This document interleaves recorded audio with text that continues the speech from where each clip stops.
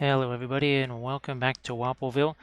Welcome back to the Arctic. Yeah, we had a whole bunch of snow that wasn't supposed to happen last night. Several inches of the lake effect variety. So is what it is, right? Hey Velfera, how you doing?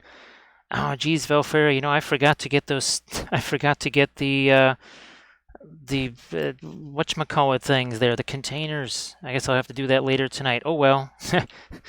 Oh, no surprise there. Hey Armored Wolf and Grim, how you guys doing? So hopefully things are normal. Hopefully there's nothing weird gonna happen here with the bit rate or something like that. I see it jumping around already.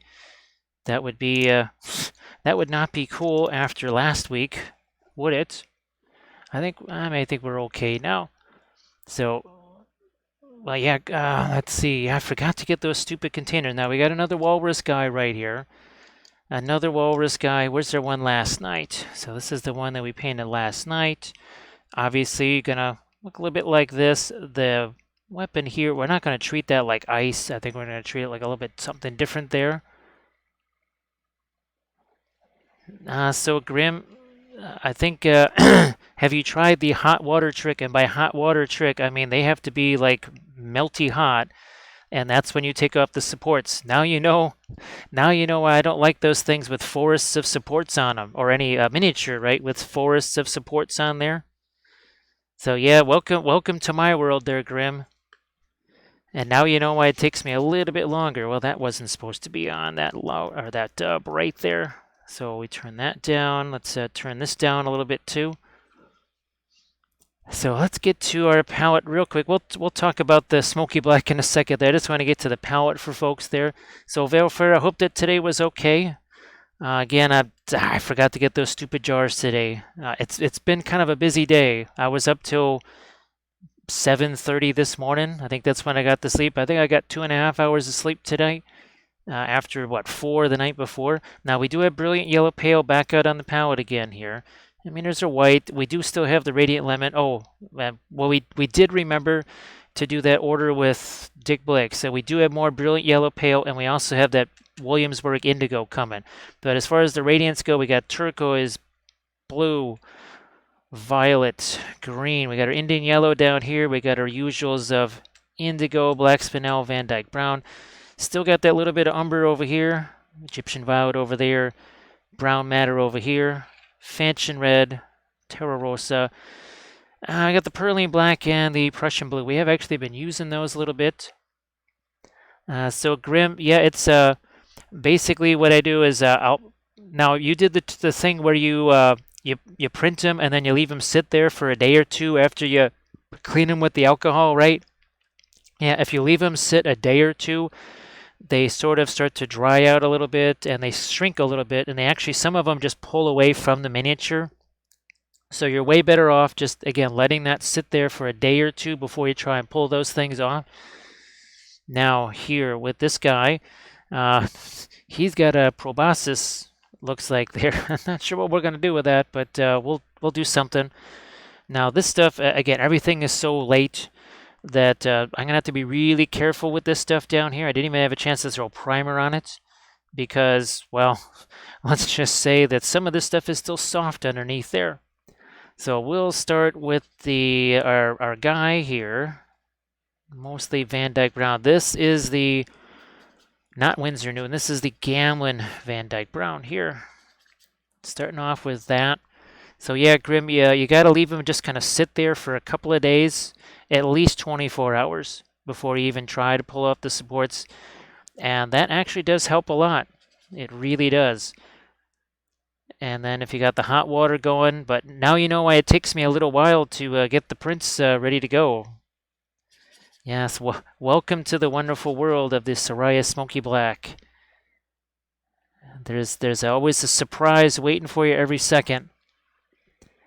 And yeah, sorry that if they've I could have sworn that I told you about the whole leaving those to dry out for at least a day or two. So Velfair, I hope that actually the other situation is maybe looking up. There might be some positive signs looking forward into the future with that. At least I hope so.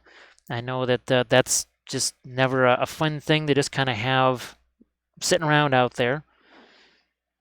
Never want stuff like that just kind of lingering. Hey, Happy Heretic, how you doing? And of course, everybody. Oh, and thanks for sending those settings there. So Grim, yeah, I don't know. It kind of depends. I think does Anycubic accept PayPal direct on their site? That's the one thing I just don't know. It's been long enough. It's been weeks enough that I don't remember anymore. Now, actually, Grim, here's another interesting thing. So I was using the clear version, and I think that the clear, I don't know. I think there's just more potential errors with the clear. So I think I'm just going to stick with the smoky black for printing, and I'll just keep the clear around as either an emergency backup or for doing the water effects like we were talking about. I'd much rather use it for the water effects. So Happy Heretic, was the stuff that you posted in the Discord, was that acrylics or was that from last night? So again, these guys are from Archvillain, for the folks that are here. I'm sure it's just all the usual folks that are out here right now. So when Grim, when there's more folks, we'll tell them to head over to the Discord and the YouTube channel and stuff. Okay, so yeah, I guess well, we'll have to see. Now, I don't know if the Anycubic is more on whatchamacallit, what the heck would you call it, on Amazon. Remember the Saturn was $100 more on Amazon for whatever reason. Don't know why, just was. So I guess. Oh, the other thing too, Grim, I remember you saying something about you have a better chance of return policy through Amazon than you do through Anycubic. So I might still do that then, if that's the case. Because with Amazon, you got some recourse, right? You say, hey, look, this thing doesn't work. Whereas with Anycubic, it might just be, oh well. Too bad, so sad.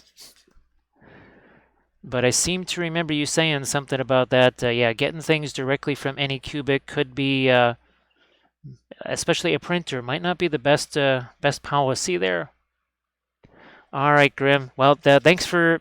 I thought that's what you had said, and I've actually told other people. I said Grim told me that okay, that $100 you save or $50, the return policy might just be worth that savings. So I will do as Grim says, and I will do it the Amazon way. No problem. Well, thank you so much, Michaud. I appreciate that. So yeah, Grim, that means it's going to be a little bit delayed. A little bit delayed. Hello, little hobbit. Say, you're not quite the same as that other fellow. What was his name? Walter? His name was, Wally, the guy with the beer. It's like, don't be messing with me, Lucky Charms. Boy, that guy really better lay off the weed. Thanks, Sarge. So, Sarge, I definitely would not mind a little Shamrock Shake right here. Geez, Sarge, if we ever get that medicine cabinet here, I think what we'll have to put in here is some creme de menthe or something like that, so that so we can have an actual Shamrock Shake. Because Shamrock Shake, when there's actual shamrocks there in the glass, I don't know. I'm thinking that's kind of a positive right there. The black pudding was Black Templar contrast washed. Okay.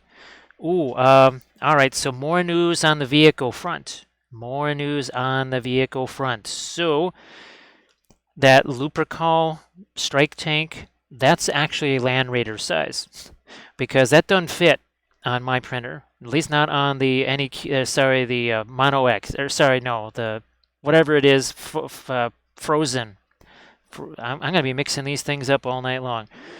There's going to be too many darn printers floating around here, which is just weird only a year later after not even really knowing how the heck to print anything. But I got a Chimera. Yes, I have a Chimera file. I forget what the heck he calls it, but not a Chimera. It's a Schmimera, which sounds pretty funny. And that's only 2 build plates, even on the Mono X, only 2 build plates. So that just might work. Something that we can print out more of. The other thing is basically a Predator, like a 30K Predator. That first one that I printed out. So yeah, 30K Predator size. I thought it was a Land Raider size, like a 30K version. No, it's more like a Predator. Hey, Arda Michael, how you doing? And Thranduil, geez, Thranduil, it's good. Hey, look at this, Thranduil, right at the start. Very cool. Hey, Green Fairy Studios, nice to see you. Sarge, I hope that you're doing well, of course. And, let's see, what I want to, oh yeah, Arda Michael, how did you guys do with the nor'easter? Because believe it or not, we got whacked with a snowstorm out of nowhere. It was all lake effect, which basically means 10 miles from here, people probably didn't even see clouds, much less snow, because it wasn't about like what yours was. This was all just literally winds coming out of the northeast, water. Well, you know, right? It's the whole buffalo effect. So yeah, that's what happened here last night. So I was pushing snow off of roofs at 5 o'clock in the morning. So that was entertaining. I was wondering how it went for you. So it's only just starting. So Thranduil, well, I'm glad that you're here at the start. So Arda Michael, do you think it's going to be what they're talking about, or do you think they've just kind of maybe been reading the Riot Act and you say, this is just going to be a garden variety nor'easter or something like that? And of course, happy Friday there, Green Fairy Studios. So Sarge, it looks like potentially, well, it's going to be a little bit later than I thought now, because since Anycubic doesn't do PayPal and we're going to have to do the Amazon thing, but I think we're going to have that large format printer here, which means Grim is like, are you serious? I was hoping that you would never get it, because then you would never bug me again for settings or for, what was that? The firmware. Yeah. Grim's like, I know what's going to happen. I'm going to be getting messages about bleepity bleep firmware. Grim is just sitting there right now. Actually, everybody should give Grim a follow too, because guess what? Grim does the streaming thing. So yes, you should give Grim a follow. What we also should do is get a little bit Indian yellow in on some of our pre-glazes here. And of course, look at who else you should follow. That's Stila. Stila, how the heck are you doing?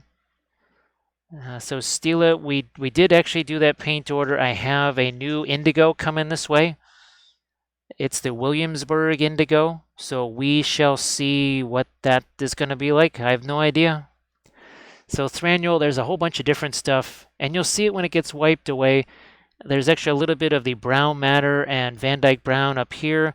There's actually some indigo over here, indigo down here, some black spinel there, brown matter over here, umber over here, lots of Van Dyke brown scattered around in different areas. It's a smorgasbord. It's a smorgasbord of pre-glaze. So Steel, I hope that you're doing well. Grim, that I saw that, and I'm like, Google Pay, how do you even do that? But if it links to PayPal, well, but still, Grim, I don't know. The return thing might just be worth it, right? I don't know. It would be my luck. It would be just my luck that they send me one like that first Frozen that was basically a lemon, and not the good kind of lemon, right? Not our radiant lemon. So yeah, it won't be the good kind. It'll be the nasty kind.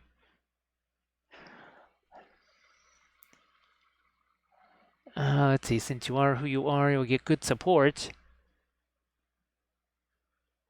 Well, hopefully. Let's see. Oh, and yeah, Stila. After your stream there, I had to go shovel snow. I think I had to sleep about 7:20 in the morning or so. Yeah, that was extra fun.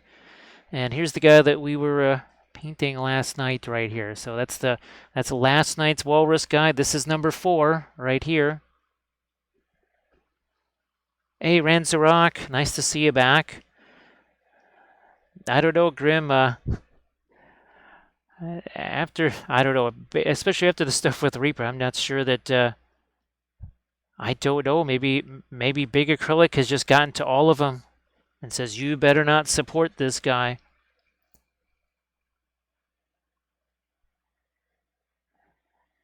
I mean, because I guess I could try and just contact them directly and see what happens. I'm not quite sure who I should message or whatever. Suppose I could still try that.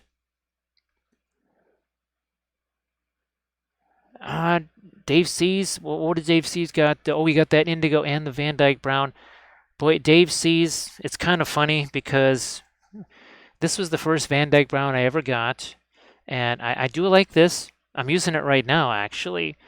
But I have to say I like the Williamsburg better. Now, of course, this it does say uh, it does say carbonite. I'm sure it's charred animal bones, but when here, let's get the real deal here that actually says charred animal bones because that's the real thing.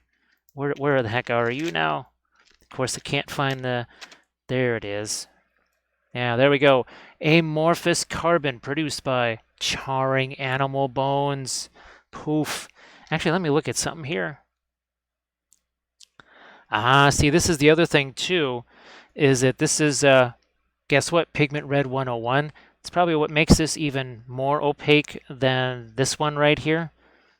And of course, it has the same Pigment Black 9, but it has a Pigment Brown 7, which might actually be,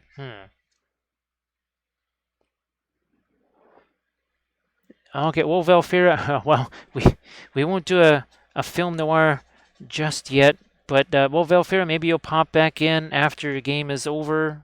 Well, maybe not because it's already 8:07, but I'll just shoot you a message. I'll just shoot you a message there, Valfira.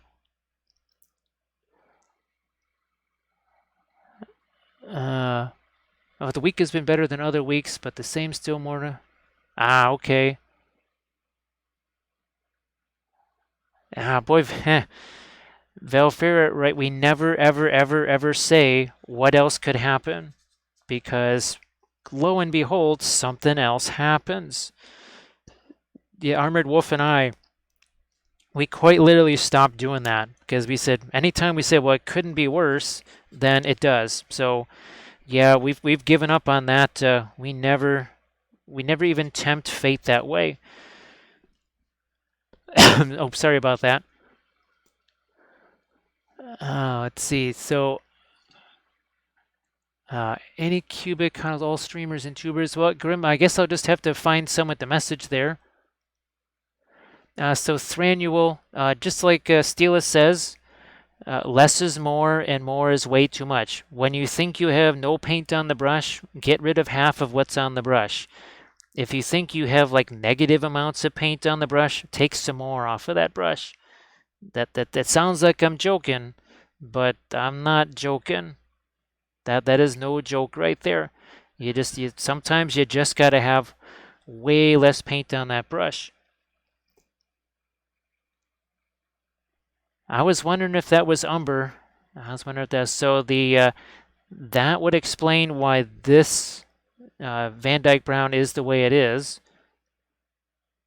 And that's probably why I like the Williamsburg Van Dyke Brown better. Again, I have a whole new container of this particular Van Dyke Brown. So I thought, well, might as well use it. I have it. I'm just going to use it. All right, so I had to kind of protect this this a little bit. Now here, let's start wiping some of this away.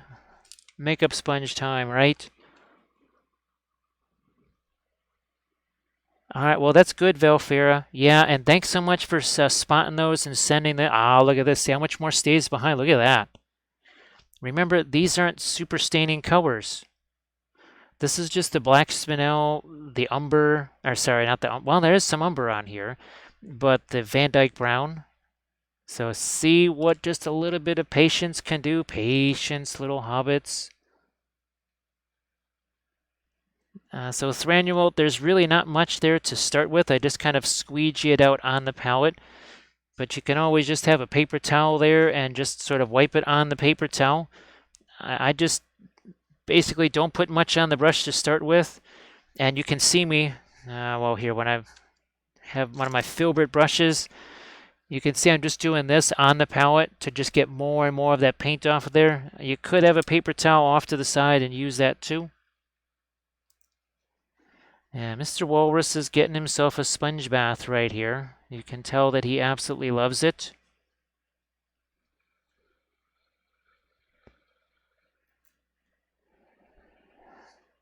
Actually, well, Valfera, I mean, that's quite the pokey stick that he's got there, isn't it? And of course, these shields that they're carrying, uh, he could probably do as much damage with that shield as he could with his pokey stick, which, that's not code for anything. So I think we're all caught up. So yeah, Valfera, I will try and get those jars off Amazon. And I guess I'll look and see if there's any contact info for promo contacts for Anycubic and see what happens there. And I mean, it doesn't matter. There's nowhere for me to put it right now, anyways. So I mean, that's all good. Any time I might have had for that, well, that all went to Shovel and Snow. So Trauma, these are all 3D printed from Archvillain. Archvillain Games. They're the same ones that did the Macho Riders here. So all the Lizardman stuff. I think that was their August pledge level. And the same guys that did the Troll King. And I think this was maybe their October, might have been their October releases here. All of the Egyptian themed stuff. And I think this was their November release, was the Vampires. Could be wrong. That could have been their October release. And maybe the other one was their August release. They're going to get mixed up because between Titan Forge, Lost Kingdoms, Highland Miniatures, Printing Goes Ever On, Davale, Kurzlook, Medbury. I mean, there's like 20 different ones I've got to keep track of. So I'm going to get those mixed up for sure. And of course, we have the new video up on the YouTube channel where we put some icicles on the big Troll King. So that's just James Wappel on YouTube. You can go check that out right now. You can watch that while you're watching this. And then if you want to see how it was painted, you can just go and check out the highlight and actually there's a link in the description on the YouTube channel, so you don't even have to go hunt for it. So we're just going to shove our little spongy in there. Look at that, huh? He's got himself a pre-glaze. Now let's start thinking about some lighter stuff here and whatever. I'm just going to bounce around between some different things. So you can see Thranduil, we're just taking some of that away. And now we have to do that very light brush stroke here. And by light, I mean practically non-existent. By paint, I mean almost no paint. And yet it still is mixing with the pre-glaze because guess what? There's dark color sitting on that brush already. Didn't take very long. So Trauma, actually tomorrow, I was prepping some more of those chariots. So we have, I've been prepping these for tomorrow. These are from Medbury right here, so 3D printed. We got 2 chariots ready to go. I still have the 4 infantry. If I can, I'll try and get a couple of the horsemen prepped as we wander over here to the blue. That is the radiant blue. And also, too, you can see how kind of lining up in a certain direction. Steela, do you have any Instagram pictures of the figure you were painting last night? And is your timeline still on target? I know you had a really tight timeline for that guy. So hopefully that's all going to work out. Look at this. Mixing with the pre-glaze. How's about some violet? Yeah. Radiant violet. Look, there's still some green in the brush.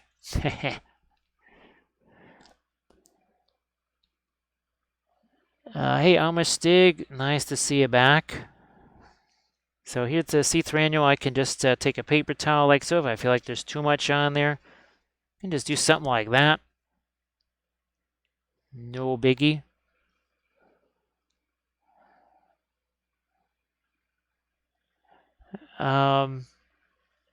So there's no color there on my stig. That's just the pre-glaze.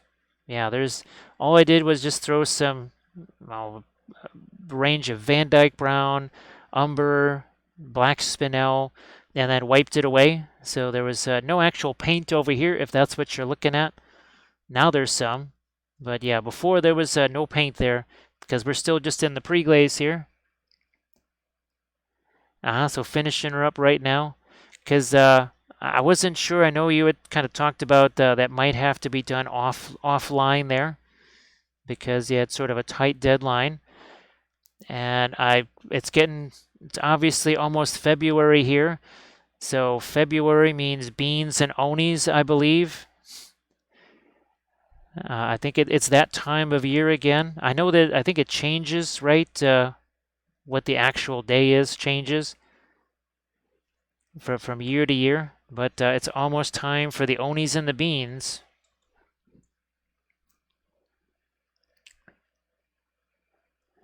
So yeah, I'm gonna stick. Well, it also depends too what color was there, because some colors just don't stick as much as others as far as the pre-glaze goes. So it doesn't necessarily have to do with how much was removed.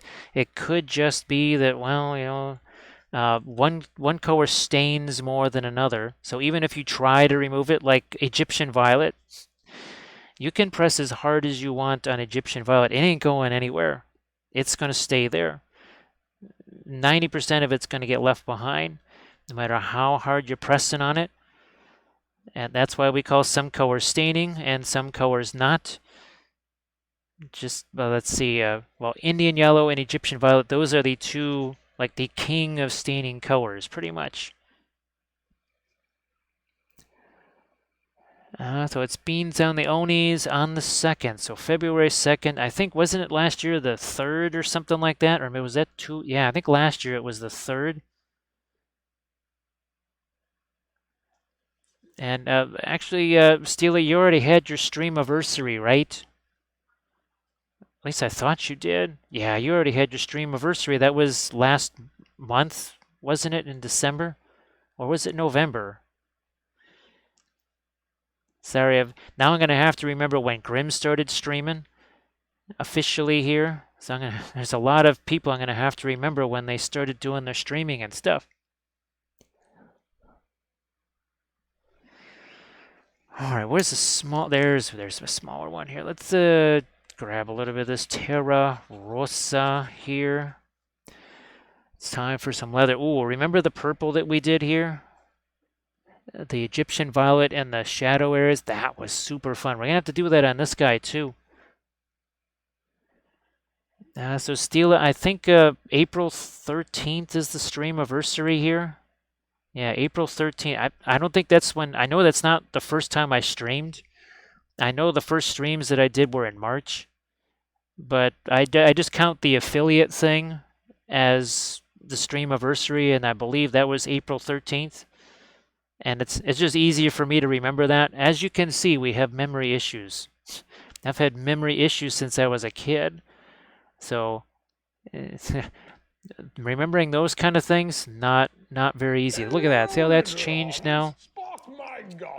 Thank you so much, Tempest Rose. I appreciate that. Hello, little hobbits.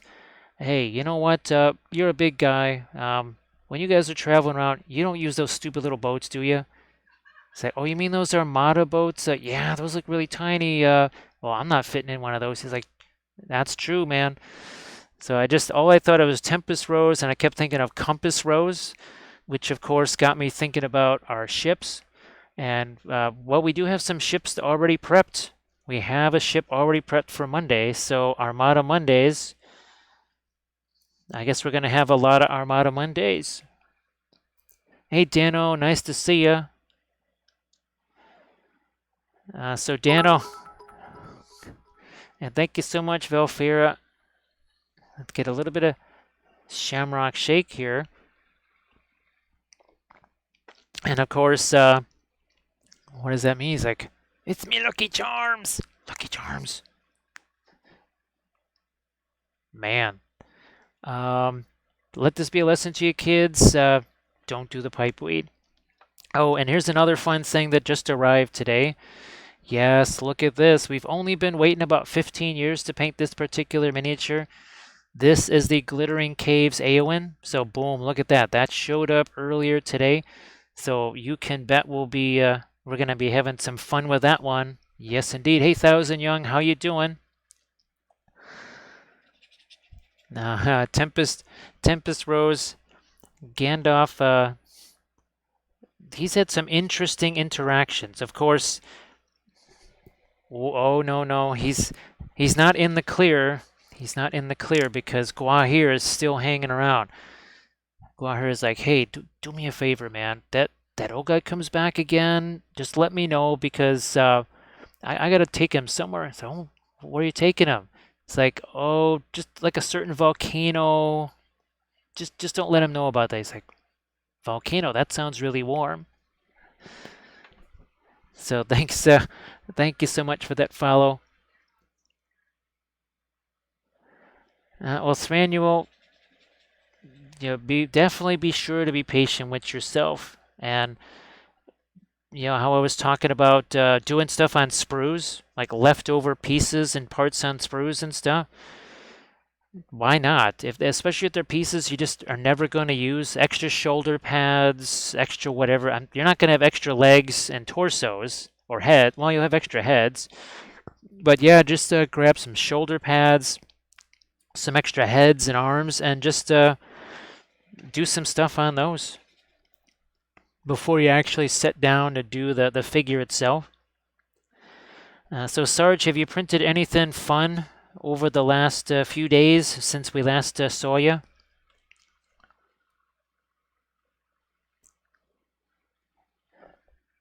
Well, Valfera, so this one is the second one that I got. The first one hasn't arrived yet, and I don't know when that one's getting here.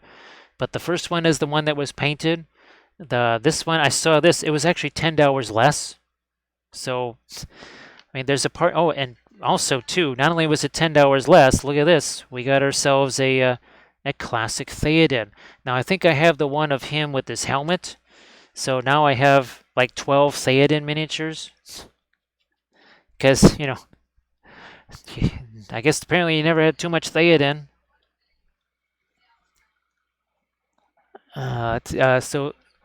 So Thousand Young, all of your sculpts are looking really fantastic. You definitely have to post your My Mini Factory and such into the chat there because really looking amazing, really fantastic.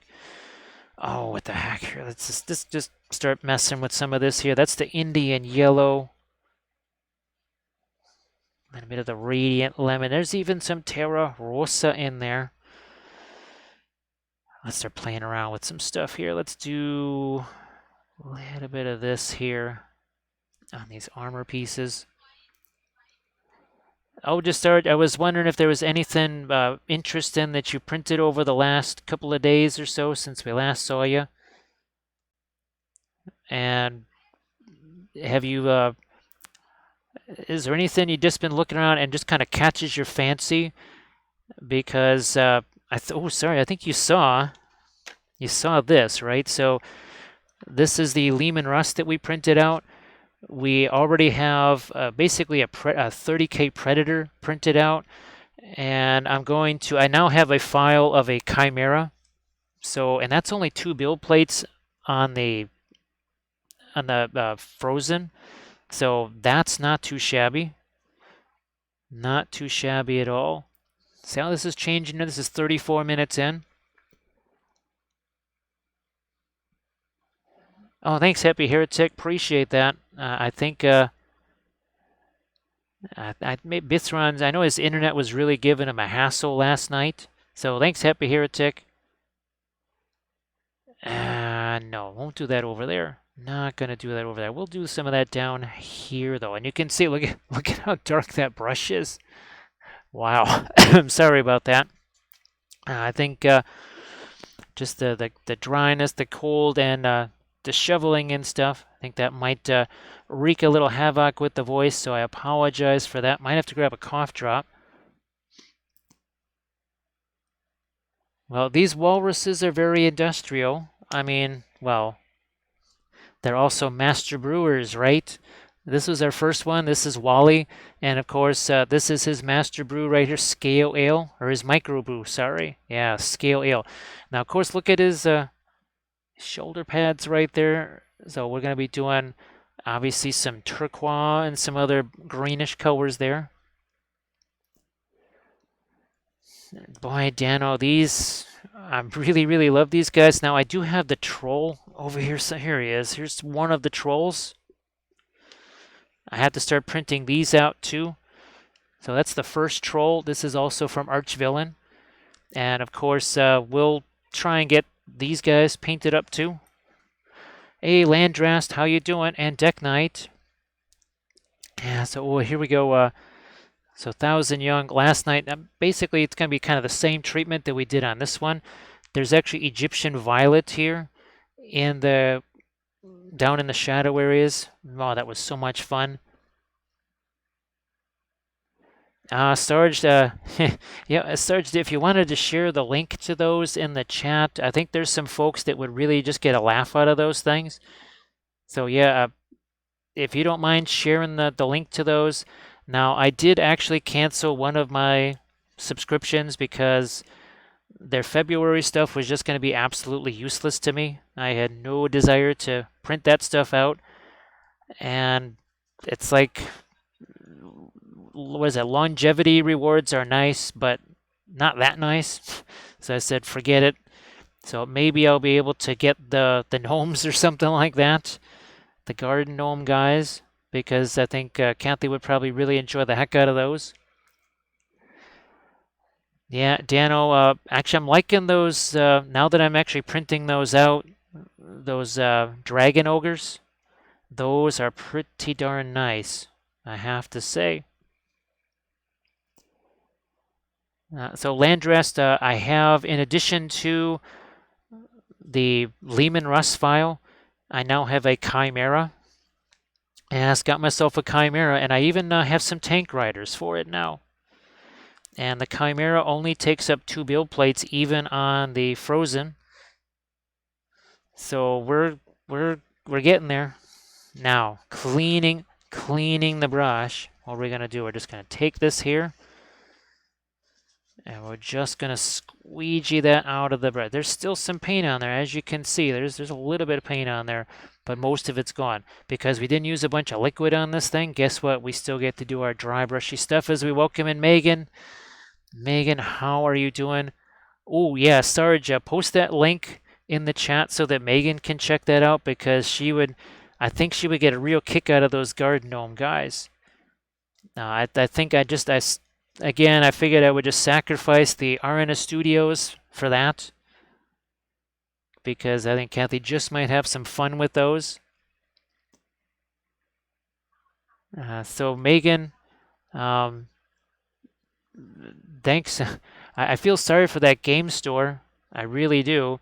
It'd be one thing if they hadn't publicized it, but from what you were saying, it sounded like they were really publicizing that, and then all of a sudden it's like, oh, yeah, now we can't do that. Look what we just did there, huh? Now you know why these things, all three of these all three of these have all been painted in 4.5 hours or less. All three of them. So this one here should also be less than 4.5 hours. Oh, sorry about that, Sarge. Didn't mean to interfere there. I just thought that Megan would really get a kick out of those garden gnome guys. They're really hilarious. You know what? Let's just do this here. Yeah, let's just do this. Again, it's still very much a dry brushy thing. Look at it. See the lighter color getting onto the brush there, like it does. Oh, look, we can do some of that out here now. But it's mixed. Look, see how it's mixing with the pre-glaze. So there's the Betrayal mini that Happy Heretic did with the contrast paints. But of course, Happy Heretic was painting with the contrast, but he was thinking about oils. That's how it kind of goes. He might have been painting with the acrylics, but really what he was imagining was the oils. Oh, actually, Sarge, that sounds good. I assume you still have to do the work thing tomorrow, and then Sunday will be your day off, as it goes with those 6-day weeks there. And that's the verboten zone, right? No kiddies, no nothing is allowed in there, on pain of pain. Yeah, there should be an electrified entrance there. All right, let's do a little bit more of our light here. So what is this? 40 minutes in, even with all the introduction and everything else. 40 minutes in. Getting a lot of stuff going, a lot of different colors already. That's also part of the pre-glaze. Remember the other one we did, well, I think the last few, we quite a bit of the pin line wash stuff too after the pre-glaze. Wow. Now, Sarge, is that more of a weather type of a thing there? Because I don't know if you guys are getting any weird weather down there.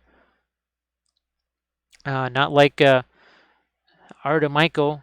So yeah, Artemichael, last night I was wondering, well, let's see, sometimes Artemichael is still here even in the late night.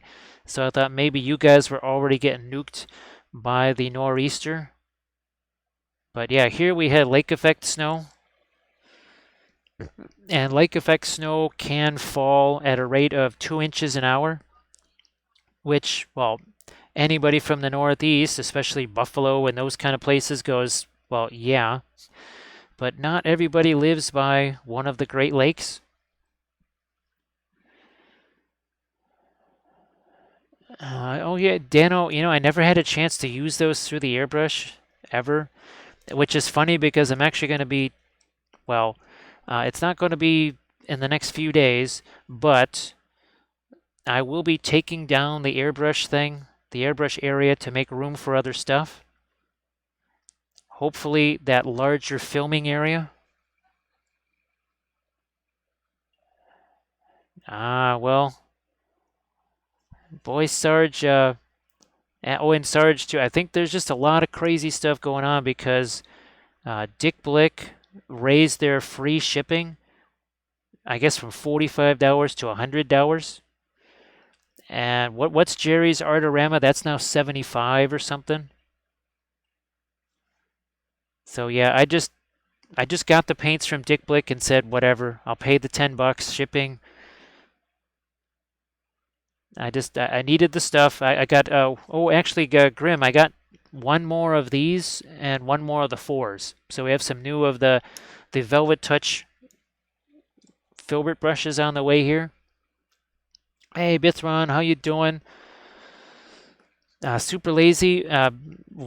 It's oils and terrain. Yes.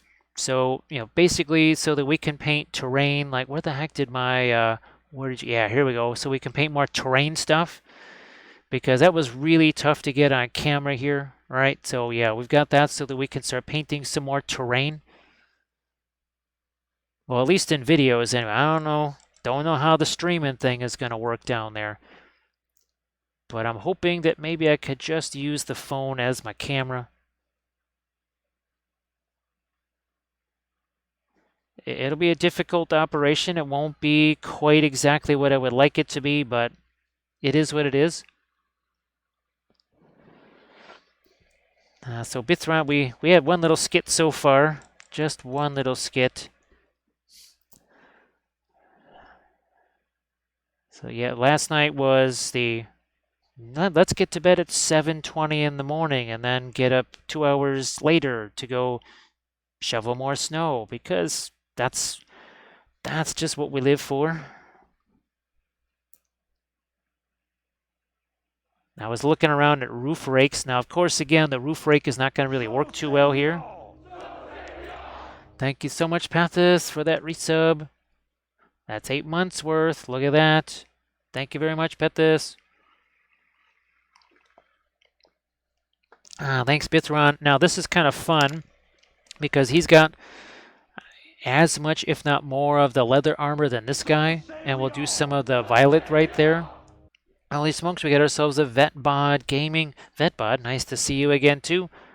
Happy Friday. Well, of course, happy Saturday to Dano. And actually, Thranul, it's Saturday there now, right? Oh, geez, yeah. It's got to be, what, 1:35 in the morning? Maybe 2:35? Actually, ooh, super lazy, Uh, maybe I think Jerry's Artorama. Now, someone would have to look to double check me on this here, but in the brief amount of time I was looking around on Jerry's Artorama, I swear they had some Old Holland on sale. I could be wrong, but as it was a weird site, it's kind of a strange way they've got stuff placed on there, but it kind of looked to me like Old Holland was on sale there. So 336. I never quite know, Thranul, when you guys have your time shift there, right? Because believe it or not, we're actually starting to head towards spring forward here. Not looking forward to that. It should always be fall back. It should be spring fall back and fall back some more. That's how the time thing should go. Every time there's a time change, we should get an extra hour of sleep. So yeah, so super lazy. You might maybe just head on over to Jerry's Artorama again. I could be totally wrong, or they could be Old Hollands that you don't really need. But I thought I saw that Old Hollands maybe were on sale on Jerry's Artorama. So I'm gonna just start looking there on a more regular basis, especially with Dick Blick not having the super sweet sales on stuff or the shipping anymore, so that you guys have another option. All right, look at this, right? Starting to really crank out some of those lights now in our Terra Rosa.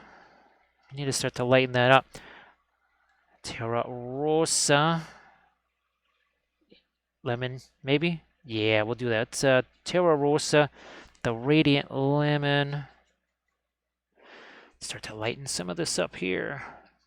I probably won't be doing this axe right away, at least the final details on that, because I can tell that my finger's going to have to be set on this thing quite a bit here. There's a lot of stuff going on here.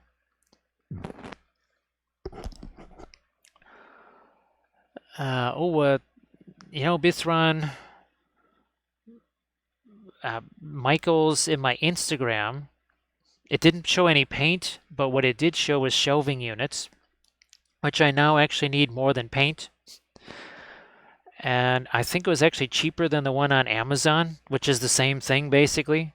So I don't know when's the last time I got something from Michael's, but we might be getting something from Michael's. And I guess if they've got 2-for-1 paint, who knows? Maybe we get some of that too. And thank you so much, Cosmetica. I appreciate that. Or Cosmetica, thank you so much. Thank you for the gift sub. Thank you so much for that. We'll continue with this is basically our skin tone right here. Terra Rosa, Brilliant Yellow Pale, and even Fanchon Red, because if you remember, especially down, well, you can really see the purple and the Fanchon Red right there. You can really see that. And then, of course, some of the green in the shadow areas. Now, we already have some of the green there. That's just there by default. Thank you so much, Green Fairy. Appreciate that. There's that little doggy. How much for that little doggy in the shot glass? All right, well, Vitbod, thank you so much for that. And I do appreciate the bitses there, because, well, that's all. Just like Steela's channel and everybody else's channel, all goes for paint, right? It all goes for some more oils. And everybody, please go give Steela Rebel and Grim a follow. And also check out the Discord. Check out that Discord. That's a place where people can converse about the oils. Well, we're talking about sales, right? That's another place where sometimes people say, "Hey, look, here's a heads up. Here in Germany or whatever, you can get this for this much if you're over here." Or for Stila over there, Stila say, "You know what? Look at this. They relented. Williamsburg wants to send oils to Japan." We're talking about that Fanchon Red. Let's not talk about it. Let's use it. Let's use some of that right over here. So it's going to get a little bit of a different flavor right here. See, that's kind of orangey. This less orangey, more of a magenta in a way. Oh, thanks, Cosmetica. I appreciate that.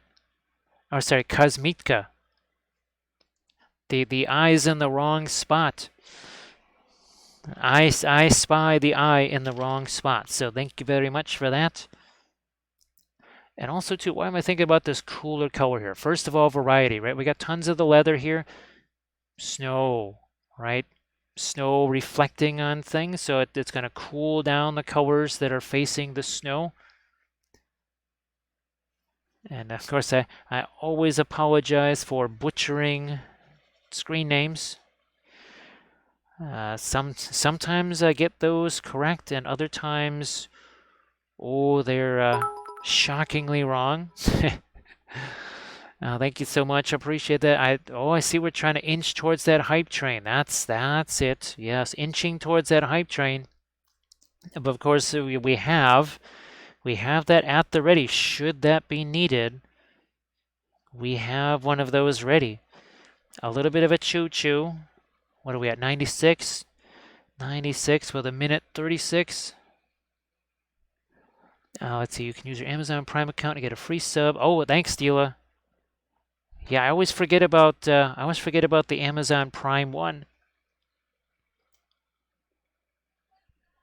So thank you so much for the bitses there. I think we do, yeah, we have it ready. Oh, there it is. Look at that. Green Fairy Studios puts that over the top. And hopefully the battery, yeah, look at that. Still, he's like, uh-oh, wait a minute. I've been told about this. I'm out of here. Get out of the way. Get out of the way, because here comes the hype train. Boom, there it is. Hype train. Hype train. Hype train. Thank you so much. Yes, Ed.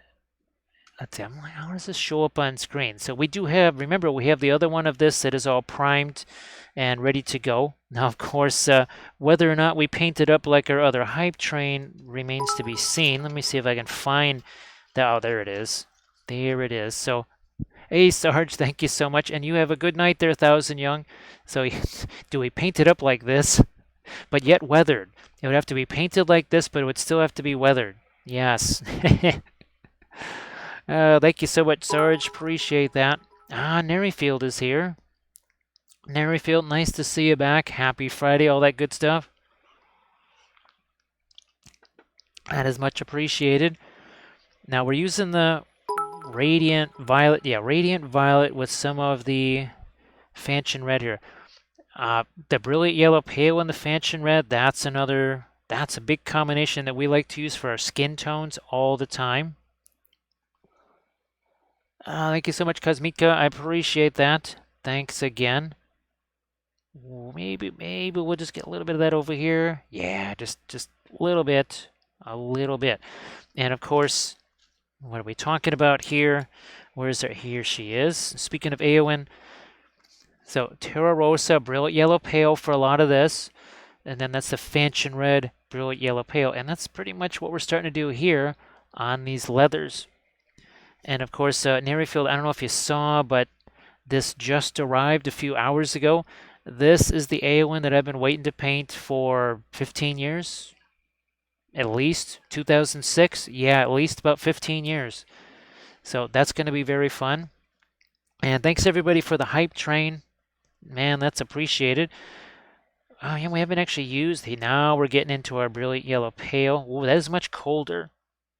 That is much colder. So that new paint that we were talking about, that was courtesy of Crazy Wolf last night. He donated, and we said, well, okay, We have some PayPal funds, even though Dick Blake doesn't have the sweet shipping deals anymore. We'll just get that indigo so that we can do the experiments. So all the kind, generous stuff tonight, I'm going to put that towards those new containers because we need to get the new containers because we love our new fluorescents.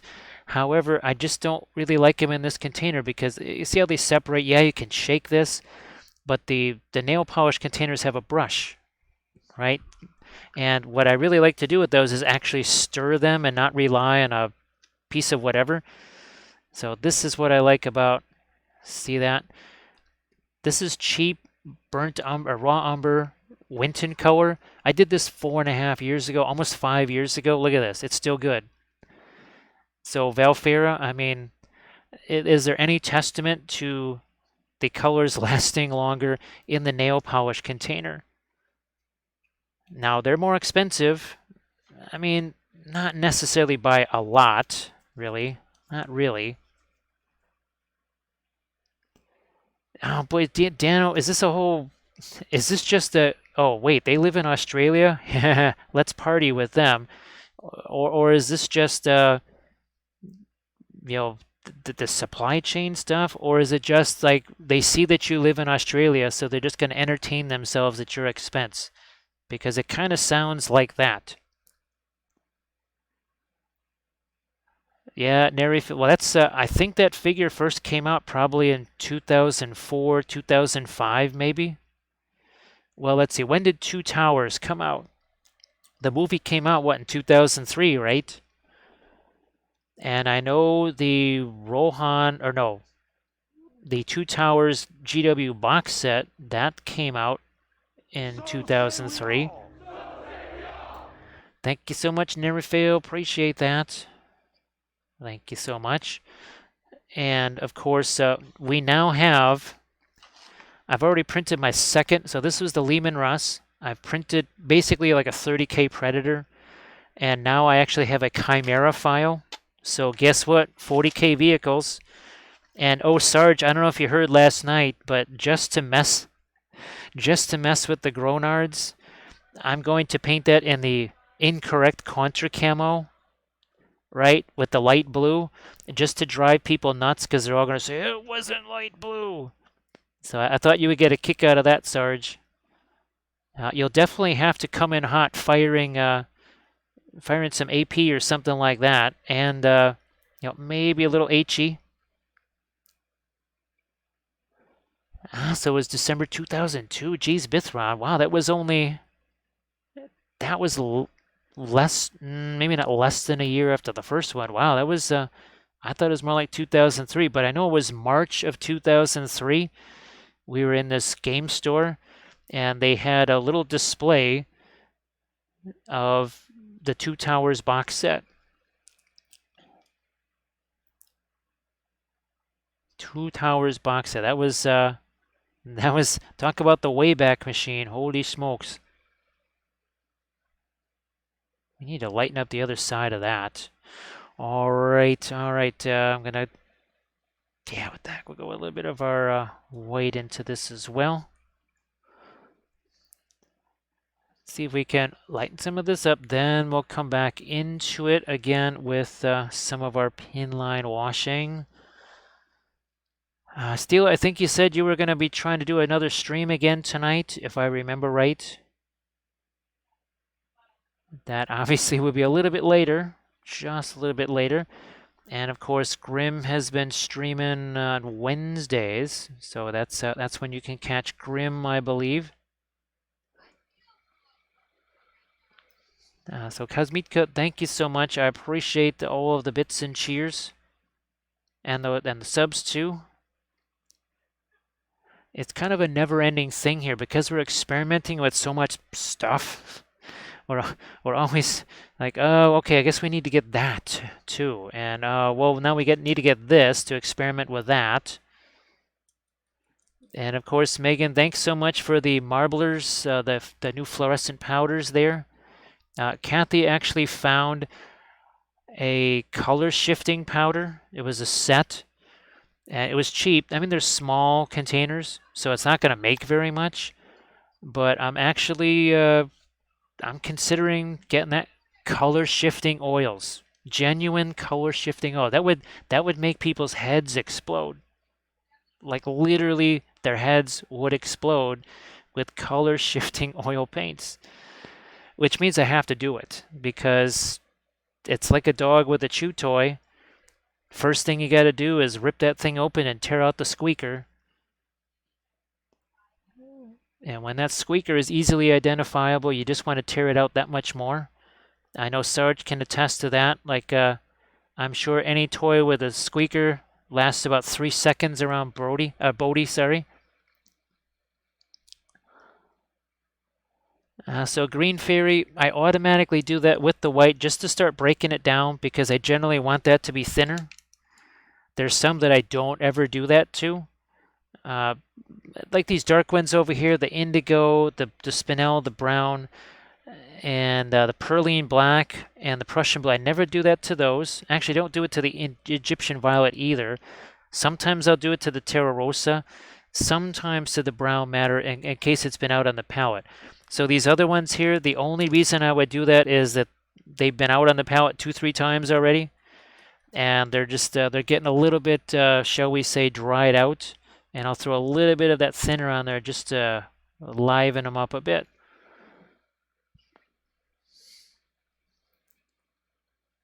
So yeah, that's geez, Grim. I'm trying to think why that would be. It really doesn't make any sense. I mean, why would Tuesday be a prime? Why would even Monday be a prime day? And it surely doesn't look like Saturday is, because it doesn't seem like there's that many people streaming on Saturday. I don't know about Sunday.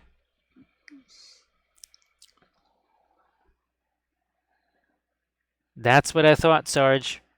That's what you measure that in fractions of a second.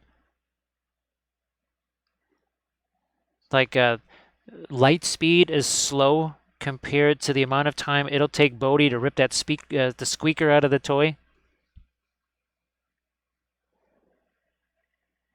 Well, super lazy. We don't have to worry so much about that here because, well, actually, speaking of Green Stuff World, they have a new texture roller, and something tells me they're sending that new texture roller this way because I just got an email saying that there's a box coming here, and then Armored Wolf, maybe an hour later, sent me a message saying, "Hey, did you see this new roller? What is it called? What is it called? Arcane roller, I think it is." So yeah, there's another Green Stuff World roller coming this way.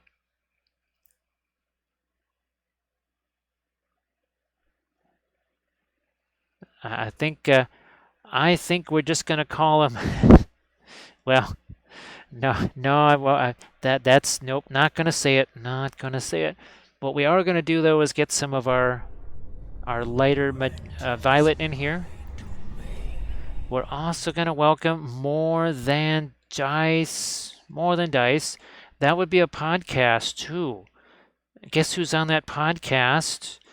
Oh, on Sundays. That would be a couple of days from now, starting at 7 o'clock Central for all you folks on the Central time zone. The rest of you just got to do the math.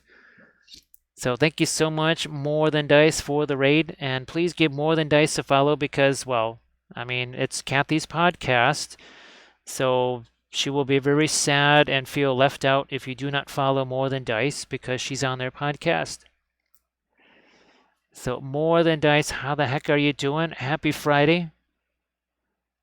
Actually, now were you streaming? Were you streaming some gaming or? Actually, I was also asking how the miniature painting might have been going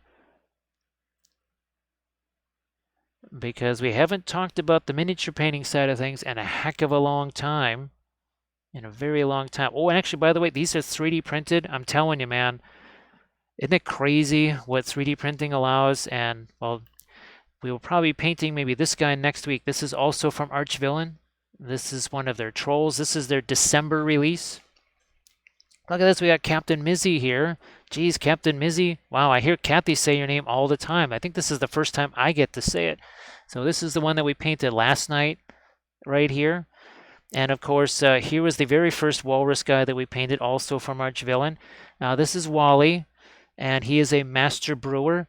And of course, this is his new craft beer. It's called Scale Ale. It's a little bit fishy when it starts out. It's kind of an acquired taste. You got to get over the fish eyes that are floating around in there.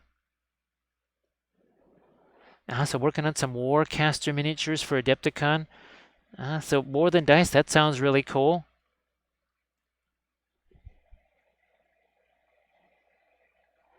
So Gonzo, do you still mess around at all with Song of Ice and Fire stuff? I'm only asking because apparently like 5,000 new releases have suddenly found their way to the United States. Like they've been everywhere. They've been on Mars and Neptune, but not here. And apparently they are now in the US.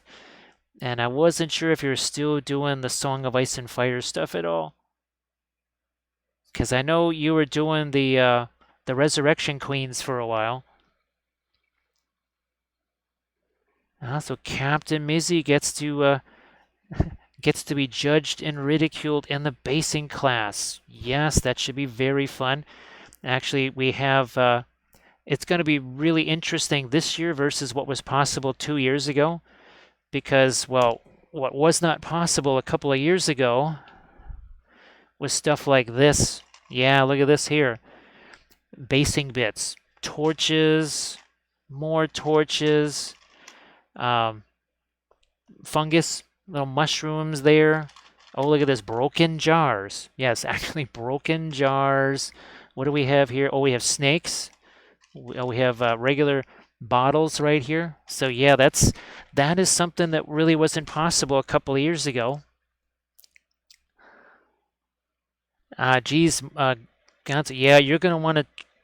There's all kinds. It's like every faction, and they're redoing a lot of the starter stuff. So they're redoing the halberds. They're redoing a lot of the Stark stuff. I don't know if they redo it. New Gregor Clegane. So yeah, there's a lot of redos on some of the old Song of Ice and Fire stuff also coming. Because I mean, Big Child, they really learned a lot after the starter set. Well, Captain Mizzy, boy, it's great to have you in here. Really, really cool. There's some other new materials that, well, we had the texture rollers, but oh my gosh, there's so many more texture rollers now. You'll get a chance to be playing with those. Oh, and the Daz air drying clay. Yes, Daz air drying clay. So that should be very fun. A lot of new things that just I didn't think was really possible. Even playing around with some foam. I had considered having hot glue guns out there because the only thing more fun than a scissor race is a hot glue gun war. But somehow I'm thinking the hotel wouldn't really like a whole bunch of hot glue guns all plugged in. I mean, hey, I was a Boy Scout for many years. I know how to put a tourniquet around anybody's neck. That it's a cure-all for every injury. Rest assured, within a matter of seconds, you will not feel any kind of injury once I apply my Boy Scout first aid.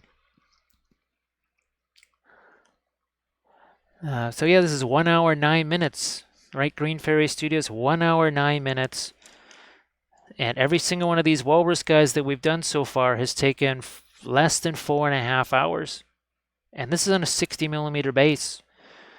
And of course, well, here's the big guy. He was on a 6-inch base, and I think that was only about a 6.5 hour stream.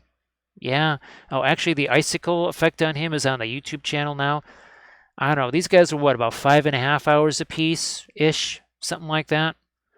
And these were around the same 5.5 hours thereabouts. I think some of these ladies might have been only in the 4.5 hour range. So super lazy. Yeah, when you do the tourniquet around the neck, it guarantees success, right? It will cure the injury. They may not be a little bit perky, right after the application of the tourniquet, but it'll stop all the bleeding, that's for sure. Of course, not every injury involves bleeding, but what are you going to do? What are you going to do? What we are going to do here is we're going to take some of that thinner. We're going to mix it with indigo, a little bit of black spinel. We're going to do the pin line washes that we did on the previous ones. So actually we need a little bit more of that thinner, because look at this here. See how that just moves? Look at that. All I'm doing is touching the brush there. That's it. And of course, there's a couple other new materials that I wanted to show people. The tree bark is always nice. I love the tree bark, but I think we might just do mulch instead, because something tells me it's going to be easier to get the mulch. The person I feel the most sorry for is whoever it is in that classroom after us. Because let's just say it's going to get messy. I mean, Captain Mizzy, you've seen Kathy doing basing streams, right? It's messy, right? It's messy. It's going to get messy. Thank you so much. Happy Heretic doing the clipping there. Oh, I'm gonna do that here too. Why not? Why not? We'll do that here. Maybe this should be more of a stone and not so much of a metal look, which would be cool. We're good with that. Yeah, Captain Mizzy, I actually had to get a little tiny vacuum cleaner for literally just vacuuming our desks and such. I may have to bring that to Adepticon. Oh, that's right. I should bring that to Adepticon. That would be hilarious. It's small. Yes, we'll do that. And we'll almost pretend like we care about the person that uses the room after us. We'll police our area.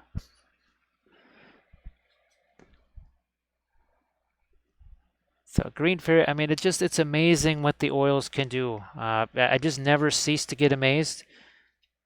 And now I think I have to get those color shifting powders. Oh, actually, Valfera, when I get what the heck is that? The nail polish containers, I'll get that color shifting stuff. I have no idea what the heck we could paint that with. Oh, wait a minute. I think I have an idea.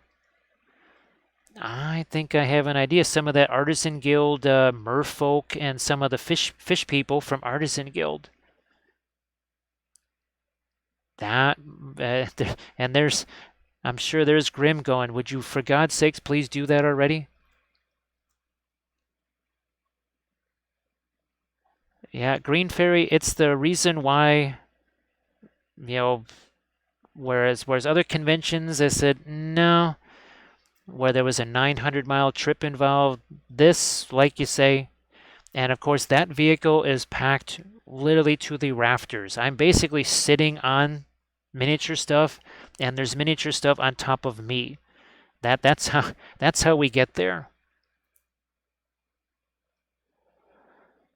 Well, Green Fairy, the metallic stuff is fantastic. The fluoros, all kidding aside, those could be a substitute for cadmiums. They really could be. I know you already have cadmiums and stuff, but let's say you go, you know what, I don't want that extended drying time. Well, there you go. Use maybe the fluorescent red instead of cadmium red. So Leaf's going to be bringing an excessive amount of hobby stuff and miniatures with him. So Leaf, if you want to post your latest Insta there, I do believe I saw that earlier today. You want to pop your latest Insta into the chat there? That would be fantabulous. Hey Deuce, how you doing?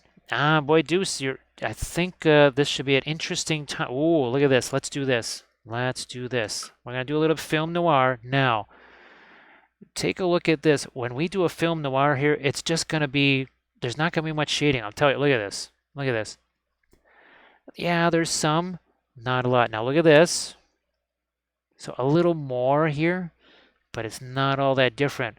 But what is different, now take a look at this here, especially this area and along here. Look at the difference now the color and temperature contrast makes. We'll take our color back up to where it should be. Voila. Oh, look. Violet's in the shadow is warmer. Orange is there in the leather. We almost have some blues. Look at that. It's like a bluish tone in the skin. Why? Because it's reflecting the snow here. So all of this really, really important.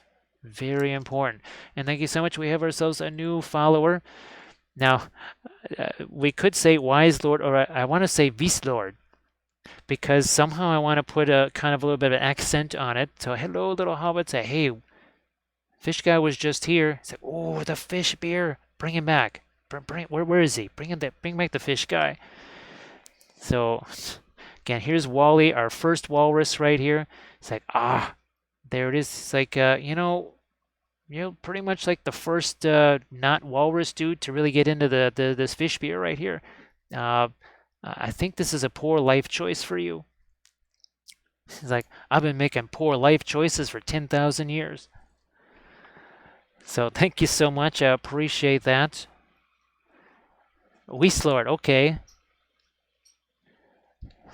Thanks. I know I always ask you, hey, how do you want your screen name pronounced? So Weaslord, thank you so much. Now we'll get you some Book of Wappel readings here that kind of play off of those. They kind of play off of them. Now, what are we doing here? We're actually making, when in doubt, make your colors darker. What are we doing?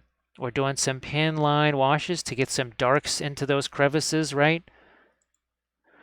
And contrast, what did we just talk about? Contrast is more than just light versus dark, right? There's so much more to it than that. And this idea of the color intensity and temperature contrast. So the snow is actually kind of a lighter turquoise, as in more intense. The skin tones on him, well, those are much more dull, much more gray. Also a little bit on the warmer side. There's not a lot of metal on him, but the few areas where there are, we also have to make sure there's reflections because metal reflects its surroundings. So there's a little bit of Book of Wappel for you. And where's the metal? Right here. Right now we're doing our pin line stuff there. Check out this. So you see we have some cooler grays there, but then see how it gets a little bit warmer, and then there's even more greens there. Over here, swing this around.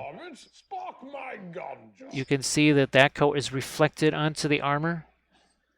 If that armor is metal and it's sitting right next to it, how does it not reflect that? Wait a minute. For Gray Templar, we should have, well, I was painted with dark grays. In fact, I was painted with indigo mixed with Van Dyke Brown, which is a super dark gray, not black, but gee whiz, they call me a Black Templar, even though I'm really just a super dark gray Templar. It's like, well, I'm a light gray walrus. It's like, yeah, but he's using radiant violet and radiant green mixes to make your gray. Oh, wait. There's radiant green right there. So thank you so much, Great Templar. I appreciate that. So Jackson's Art Supply has a deal right there. So Super Lazy, I think, oh, wait a minute, there's another name for those. What was it? Oh, yes, they're called Smurfs. Blue Templars, aka Smurfs. You know, now that I have those vehicles, we're gonna have to. We could do some Smurf Marines. So Chris, how demented was that one? That one must have been. That was a very different one. We've never really had a puppet show involving our Black Templar, so that was a very new one right there. The national ones don't give these cool effects. Oh, it's very expensive to import. So Weaslord, it's I'm guessing it's really difficult then to get things like the Gamlin and the Williamsburg. But Weaslord, hopefully, what are some of the brands that you can get there? And maybe someone else here in the chat has also had a chance to utilize some of those. Indigo. What the heck? What the heck? I'm gonna go for it here. Gonna go for that here. We need to start adding in some darks here. Let's do that. Let's power in some darks here. Some over there too. Chris Gate, all of a sudden, I'm just getting this real hankering to do some conversions, some Space Marine conversions. They'll just be Walrus Marines. That wouldn't upset anybody. I'm sure it wouldn't upset a single person. All right, let's get back to those pin line. Here's our brush. Here it is. So we need to do some of those in here. That stitching has got some nice detail to it. So we want to make sure that's going to stand out. So Deuce, what was that Hitchhiker's Guide to the Galaxy? That probably had a space walrus in it or something. I'm sure there must have been a space something involved there. Leaf painting, we wondered about that. We wondered about, the stealth helicopters that would land on the lawn that had that very distinct Tolkien family crest on it. Yeah, they all of a sudden on the lawn would be landing about 12 Tolkien stealth helicopters or something like that. Because I don't think they would even so much mind that it was Lord of the Rings, but some of the liberties we've maybe taken with the storyline. And of course, I'm sure that Tolkien would be very offended that we use, Fourth Age, let's say, was it postmodern Sindarin here? So yeah, when Sauron comes on, he's like, dudes, what's up, man? It's like, I don't think they talked like that in Lord of the Rings. He's like, come on, man. That is so Second Age. Get with the times, man. This is New Age.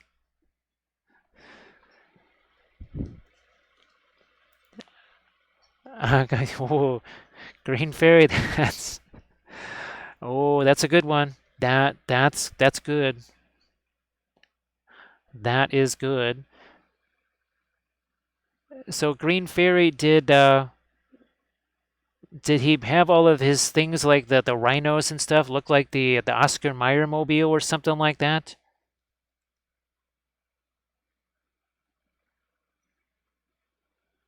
Wait a minute, holy smokes, Dano, it's the 28th. Wasn't it delayed to the 28th? This was supposed to be like, okay, look, we've been messing around with you. We promise on the 28th you'll have it. That's how that was supposed to go down, right? I think we're all caught up, right? But leaf painting, we were thinking TikTok, actually, because what would you say, Bithron? They're about 5 seconds long, maybe each of the clips, maybe. I mean, if we took all of the clips together, it would probably, what, a half an hour tops? So Green Fairy, yeah, I think, well, if it doesn't get Best Painted Army, it should get Best Theme.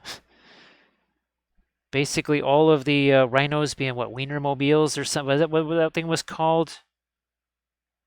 Or the Oscar Mayer Bumblebee? I don't know what the heck it was called. It was a long time ago. Yeah, Leaf, every 12 hours or something like that, we have a new TikTok skit. I have no idea how TikTok works. I've never used it. I'm not signed up for it. Heck, I've been sitting there trying to watch videos to figure out how the heck to make reels on Instagram. Now I got to figure out TikTok. Oh my gosh, this is going to be crazy.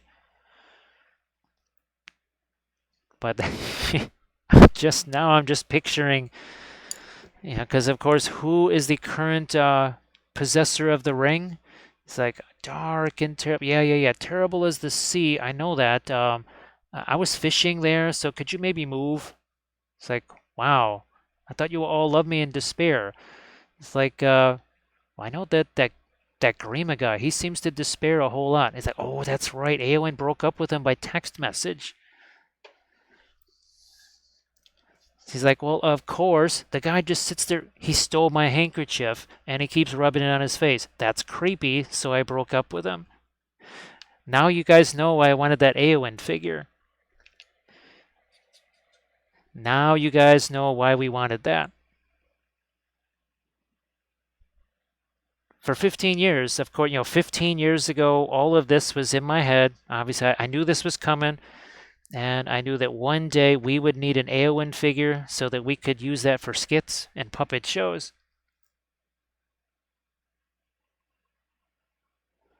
Uh, that would be cool. Oh, that would be very sweet. So Grim, all kidding aside, it took, I think Kathy created a Facebook account for me in about 1983 or something like that. And it wasn't until about maybe 7 or 8 years ago that I really actually started using it. Thanks, Bithron. Uh, so, so Bithron, you're gonna have to be like the executive producer in the credits on the TikTok things, but since you've clipped so many of the clips, I think Bithron has earned the title of executive producer for the TikTok Lord of the Rings channel. That's gonna be quite the demented show right there. All right, let's hit some of our more indigo. I'm just gonna grab this thinner and just throw it right out there. Boom, like so. Just like that. Now, Captain Mizzy, did you load up on classes in general for Adepticon? I know some people, they just say, well, this is my one chance. I'm going to load up on classes. And then other folks say, oh, boy, I want to be able to remember at least 1/8 of the stuff that I'm going to be doing in those classes. So they don't take too many because it's just an awful lot of information invading your brain. It would be for me. Like I said, I forget my own name about 12 times a day, so I can only imagine if I was there trying to take classes. So the other thing you could do with the oils that you can't do with the acrylic. See, we just put some of that glazy stuff out there. Oh, what are we doing? What are we doing now? We're taking some of that and we're just pushing that along. Look at that. We just we turn that glaze into a nice little soft application of paint. No watermarks. No water, no watermarks. Who would have thought? So Captain Mizzy taking the wise approach. Captain Mizzy doing it pro style on the first Adepticon, not overloading on the classes. I've seen some people at Adepticon that there's smoke coming out of their ears, and they have the glazed look on their eyes, and that's not the good kind of glaze, not like a painting glaze, just their eyes are just glazed over because too much information is trying to cram its head in there, and it's still only Thursday. And of course, some of them might have tournaments to do. Like me, the guy that did 3 tournaments and taught 3 classes on the same weekend, because that worked out real well. So leaf painting is taking the wallet emptying strategy to Adepticon. Oh, what did I just do there? See that? I was waiting for that to set. Why? Because I could take this here brush, a little bit of that Terra Rosa. And what are we doing? We're just dry brushing right over that. Bam. We're going to go lighter. Don't worry about that. We can do that too. We just wanted to change the color there. This is why color goes everywhere. Or it goes somewhere, must go everywhere, right? Look at that. It just... No effort. No effort. It should not be difficult. Don't make it more difficult on yourself. Make it easier. So Green Fairy is doing some Blood Bowl and some Armada. It would be really fun to get to play something while I'm there, but that will not be in the cards. And that's kind of how every convention is. That's That's how it is. I know there's a Lord of the Rings tournament going on there. All right, it's almost time to start fooling around with some of those lights. I am going to play around with, I'm going to see, well, that's getting a little bit more solid. I'll take me some of this here white, some of the radiant turquoise. Just mix this over here, I think. Let's start to think about some lighter stuff. Now, I might have to thin this down. No, I don't think so. I will. I'll thin it down just a tiny bit here, and that might just do it. That's what we're going to have to do, Bithron. That's what we're just going to have to do. And of course, now I think we have some of the equipment. I got a little bit interrupted setting all that stuff up because we had to paint all these things, right, to try and raise the scratch for the printer. Yeah, let's do... I can see even that blends. Even that is blending over there.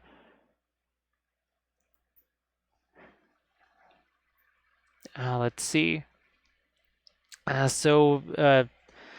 We got the 3 classes, plus there's the Geek Nation thing, so that's four classes there, plus doing the Fort Wappel thing, and that's pretty much that's a full-time gig right there. The Fort Wappel stuff alone is a full-time gig. And then you tack on 4 classes with that pretty much wipes out everything else.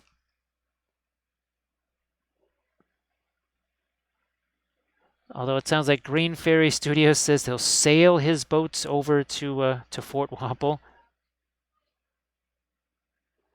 It's funny, Green Fairy, because I don't know how many of the boats are going to be in the Mantic booth, but Mantic said that they would show some of the boats in their booth there. So that would be fun if they did, for sure. So Sarge actually had to sacrifice a couple of classes for sanity there at the end. So Sarge, yeah, see Sarge goes pro at Adepticon. Not overloading. Not overloading. So see how nice and easy this was? But I tell you, it sure as the heck is a lot easier doing this than it was all the acrylic ones that I had to do back in the day. Oh my goodness.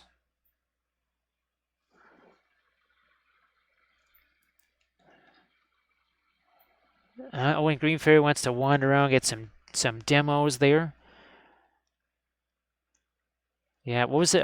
Actually, the last Adepticon, well, the Adepticon, I think it actually did happen. Yeah, I was supposed to actually get to do some bolt action stuff. That never happened. And at that point, it was like, yeah, just that kind of thing is destined never to happen at a convention. Which is why that last bolt action tournament that I did, in 2018, the Operation Sting, that will probably be the last tournament I ever get to do. It was really fun. It was done by the same guys that put on Bilbo's Bash back in 2012. Yeah, all the way back in 2012.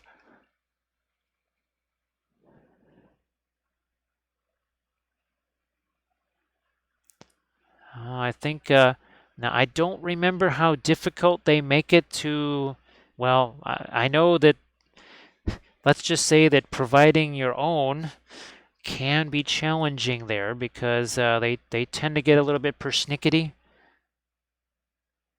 I just know there was a podcast that was trying to put on a bit of a shindig, and oof, that didn't go over so well with the hotel. Probably because they have that, and they want people buying that stuff.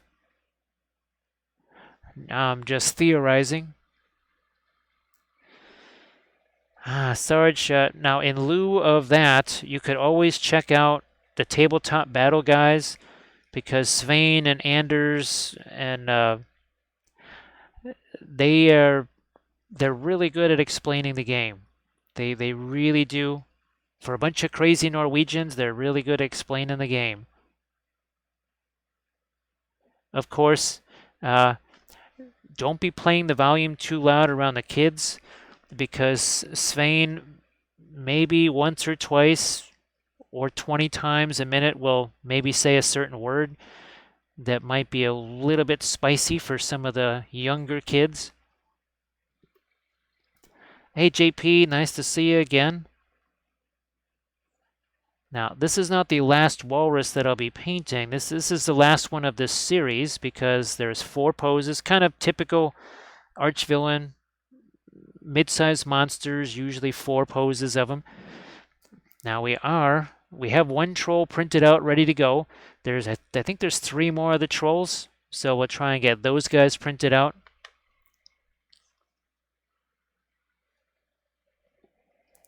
So, Sarge, and well, actually, I got 4 battle reports myself for bolt action.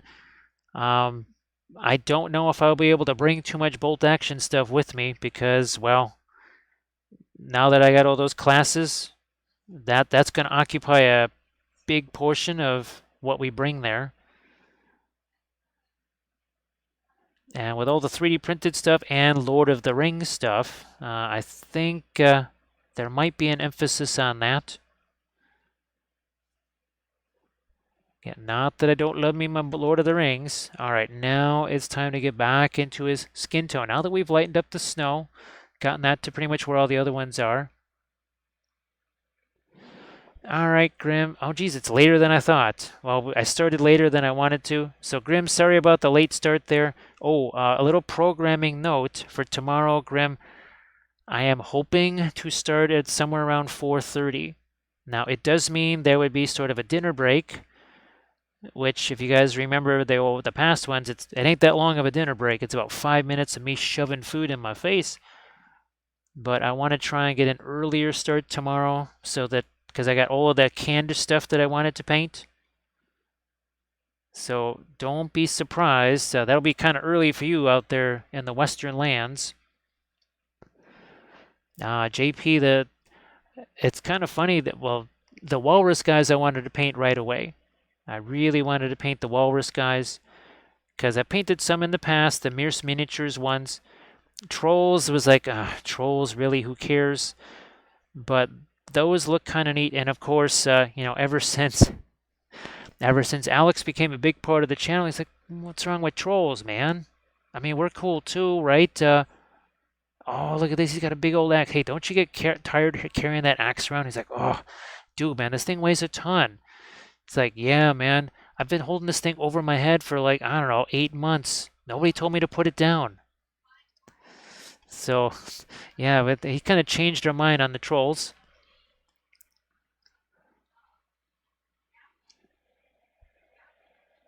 So the Walrus guys, they're all from Archvillain. Just like the Mato Riders, the Lizard Men, and these guys too. We're almost done with this army painting series. Just about done with this one. We got 1 more episode on that.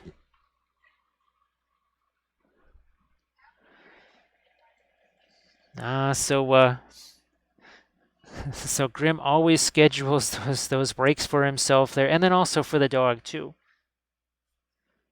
So the dog takes out the Grim. Dog always brings a baggie along because the dog knows how to manage its human. I am gonna break out. Where's my? Actually, I do have some new of these guys heading this way too. So we have some new. Is this the one that's got the? Nope, that's not the one that I'm thinking about. Where did you go? You're hiding somewhere over there, I think. But we got a couple of more of these on the way now as we start to get some a bit more targeted light colors here. Bring out some of the texture on his skin. But we always have a blending brush nearby. And just a little bit of a tap on that, spread that around, softens it up. Let's see. So Deuce, that sound. Ooh, well, we actually did. It was frozen pizza. It was frozen pizza, but it was pizza nonetheless. I'm not quite sure what we'll be able to have food-wise tomorrow, but it would be, I don't know, maybe a baked potato. Potato. Not boiled or mashed or stuck in a stew. Also not raw and wriggling though. Continue to bring in some more of our light color here. So where is that one hiding? It's around here somewhere. More of our violet up here. Right there. Like so. And again, if I feel this is too light, I can always just grab the blending brush, and there's all that pre-glaze still there. We can use that pre-glaze, tone this down, no problem.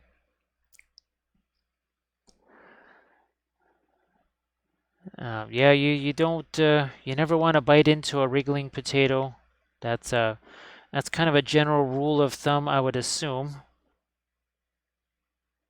You never know what's never mind. And thanks again, Bitron, for doing the executive producer work there. Here, let's get some of this out of the way, shall we? We'll have there. Oh, see all the texture that's on the skin here. Okay, the nice thing, the fact that this was a two-part print. The tail was separate from the body. The nice thing about the two-part prints is that you're not destroying the texture, right? Because mold lines running through the texture of everything. You got this fantastic skin texture, and along comes a mold line and pretty much torches it unless you wish to basically resculpt about half of the miniature.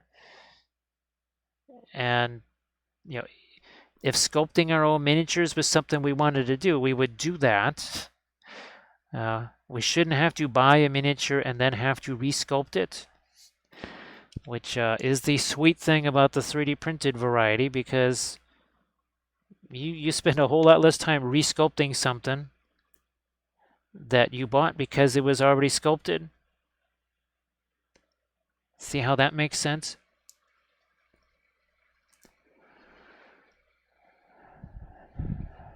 JP, I know, what was it? Oh, it was Zorp. I think he was experimenting with his battle reports, and he had like an image of every time like one of the hobbits or the good side would roll a key one or fail something horribly, he would have Sam Ganji kind of flying off the board saying potato.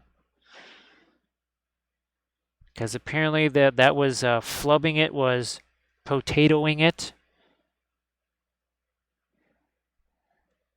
And what's the other word I've been hearing on some of the English battle report? Oh, bottles it. Yeah, if somebody messes up a roll, they bottled the roll. At least I think that's...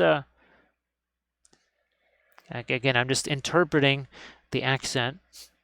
It sounded like they said bottled. The backer's a little bit different on this guy than some of the other ones. We can still go lighter than this too. That's the other reason why I want this to at least still blend in a little bit here with what's the pre-glaze that's there. Because I want that little bit of leeway to go just a touch lighter.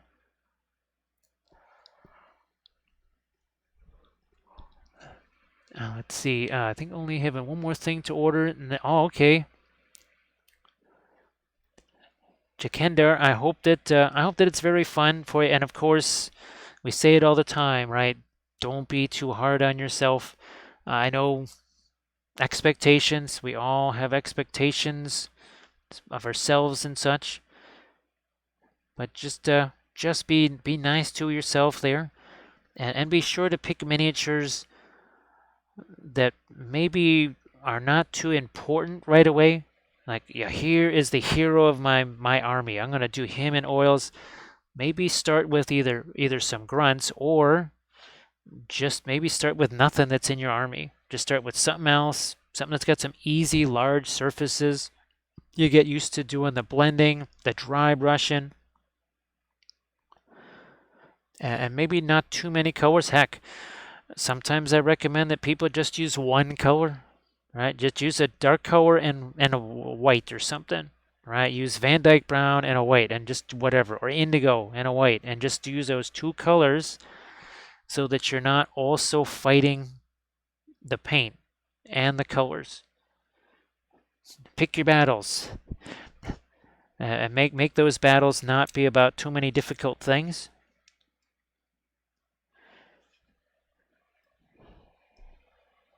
Yeah, I'm gonna take maybe a little Egyptian violet with that indigo here.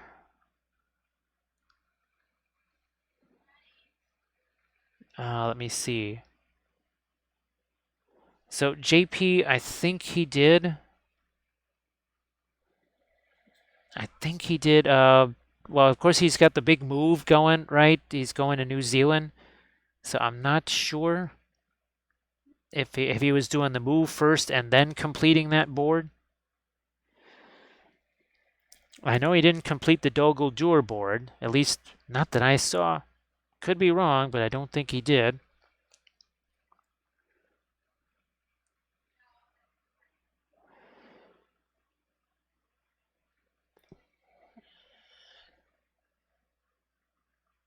Why don't we take a little bit more of our light here, or dark, and I think we're going to hit some more of these.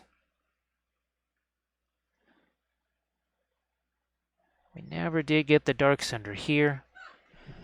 And just going to let that get blended a little bit. Same up there. Now we're going to start to throw some of our greens out here. That'll be the radiant green. We haven't really, maybe not just yet. I'm going to try and get some lights on his fingers here with the radiant violet. Just taking some notes here. I want to have something to compare to.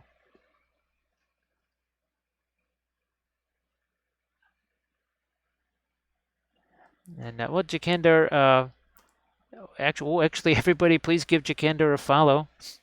Now, of course, if you all go into Jakender's stream, make sure that you cheer lots of bits and everything like that, and make it quite a ruckus. But Jakender, it's I know a bunch of different folks. They kind of they use a little bit of motivation, like it's their own kind of painting hangout. So it's a way to have some company while you're painting there. So I'm sure that'll be a blast for you. Now, is there any particular thing that you were thinking about streaming for your first couple of outings?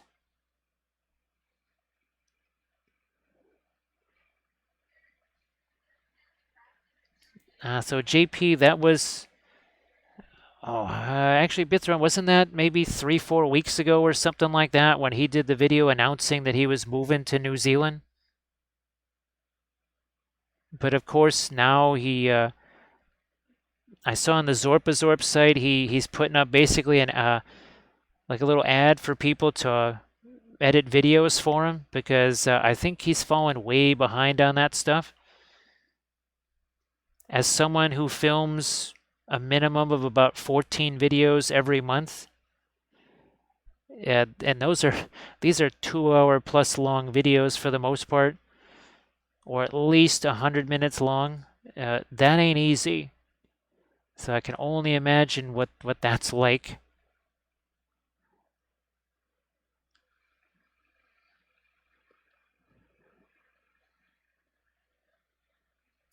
So going from the chef world to the painting world.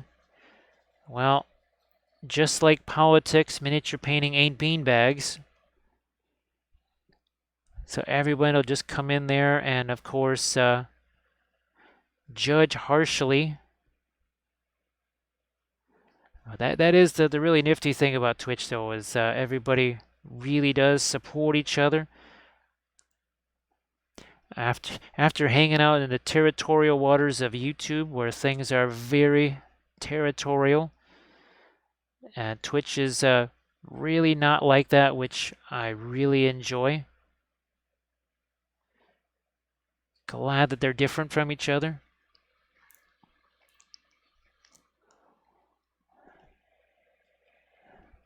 Now, Jacanda, do you have a color scheme locked down for it too? Now, well, for me, most of the time, I'm just creating a color scheme on the fly. Now, something like this, we have to match these to figures that were painted years ago, so there was essentially sort of a color scheme.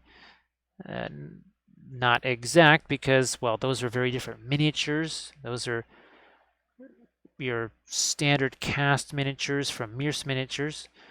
All right, here we're almost done kind of resetting some of the texture here on his skin. Now it's time for some of these lights over here on all of our leather stuff like we did over here. So let's get to some of that. So it was about 3 weeks. Yeah, that's got to be quite the mission that he's doing over there. I just, wow, can only imagine the logistics of that. So that's why I'm not surprised I haven't seen anything.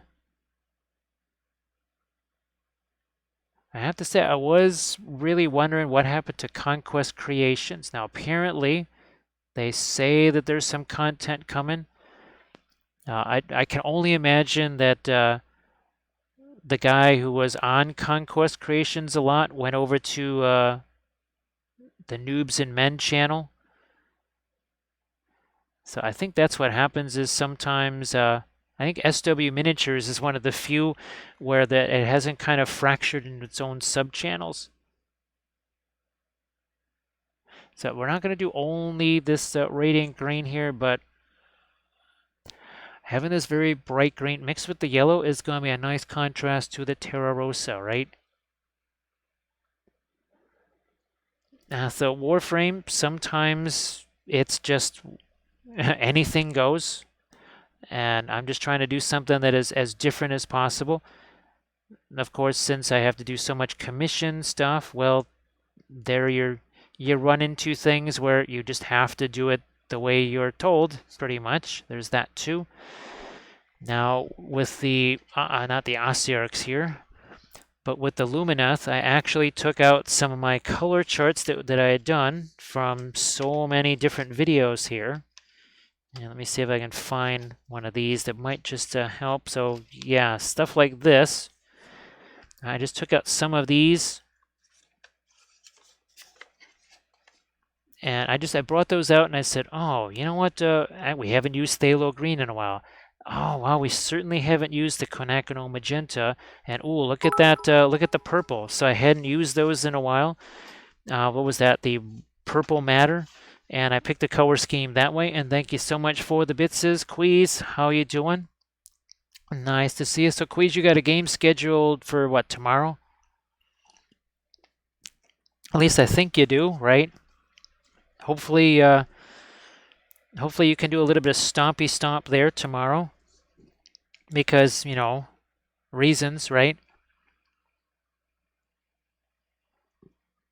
So I think we're all caught up. I think we're pretty much caught up there. Now, sometimes with my Lord of the Rings stuff, with my Easterlings, the reason I chose the color scheme I did was A, I wanted it to be different than all the other Easterling armies that I saw.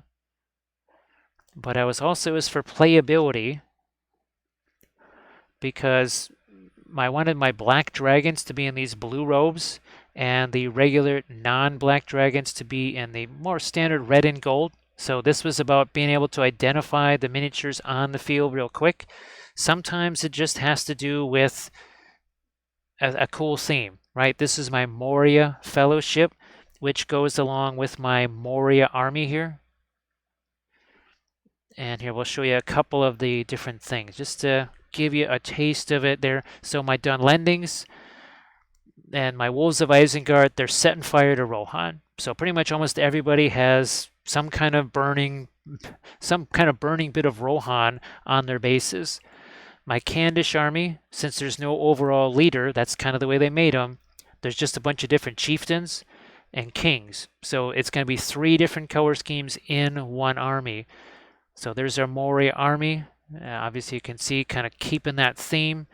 And let's see, where's my... now, the Minas Tirith stuff, that was a bit more standard because I wanted to show people how to use the oils and do the true metallic metals. The dwarves here, that was one of my army painting series. Those are from The Printing Goes Ever On. And those are Iron Hills, kind of standard color scheme there for Iron Hills. So sometimes, and of course my Harad here. Where's my Harad guys? So I wanted these to be very different, but yet they still have they have their own type of marking there. So even my Harad guys still have their own type of marking, and of course, Army of the Dead still pretty standard, kind of standard what you're used to seeing for Army of the Dead. Now my Sisters of Battle, I chose something very different. I wanted to have sort of that Celtic type of a theme, also fire. So you can see we have some Celtic knotwork type stuff going. We have the green marble design going. And of course, basing is a very powerful way to carry a theme. Same here with my Cipher Lords. This is another one of my army painting series. Want to do a lot of freehand on them, obviously. Hey, Aussie, how you doing? So Aussie, are you on holiday because of the holiday? It sounds like you have a case of the holiday. So does that mean there's no total party kill? Or are you guys gonna do that maybe via Discord or something like that? Because I mean, just because you can't be there in one place, you can do the Discord thing and kill the players that way.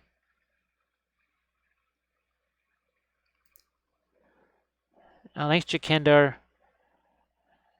And of course, well, here we can show the old Sisters of Battle army.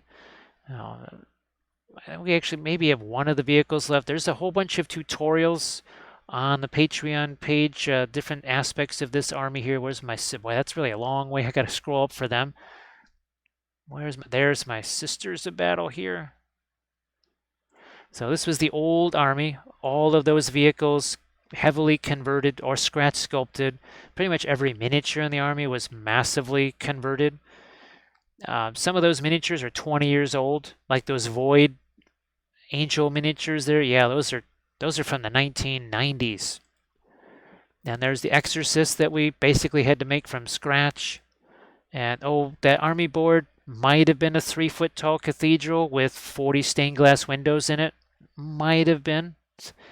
There's the interior with, look, a bunch of statues. Yeah, we made an Aegis defense wall. The statues were objective markers. And you can see the green marble on the inside. And then here's the new Sisters of Battle. That's one of my army painting series. Wow, we're on series 29. About to start series 30. There was a time where series 19 was like, yeah, this is one of my newer series. It's like, wow, that was 10 army painting series ago. Holy smokes. So that's the old Sisters of Battle. Let me get back to my scene here. Hey, Frayed Brush, how you doing? Nice to see you.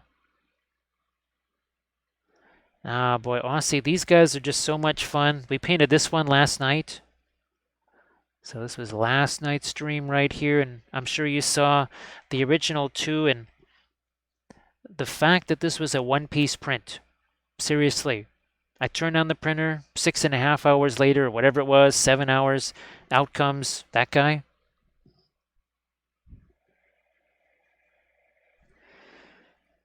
So super lazy. It's going to be too hard for me to reach the figures, but I actually have showed them a couple of times. That would be the Highland miniatures, basically Empire Knights. The horses and the guys riding the horses are completely covered in plate, which means I get to do sky, earth, non-metallic metal, all in oils, of course. We've done, we'll actually probably do those guys maybe again, or maybe some of the Song of Ice and Fire guys again.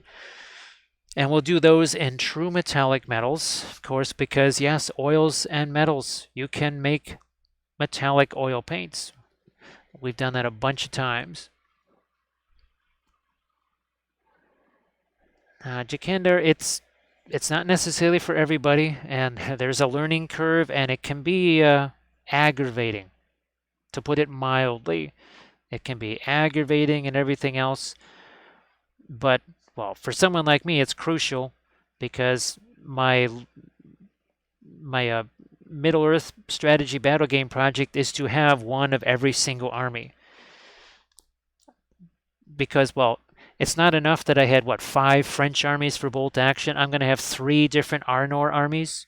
Not 1, not 2, but 3 Arnor armies. 1 for Cardolan, 1 for Rudar, and 1 for Arthedain.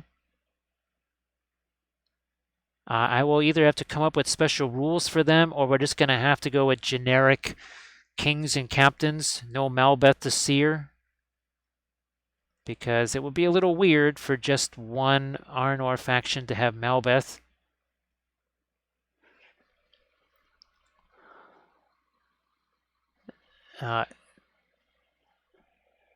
So yeah, what was it? Now those vehicles that I was talking about, that's where the 3D printing is very huge, because I think Bithron, we were going over the prices of some of that stuff last night.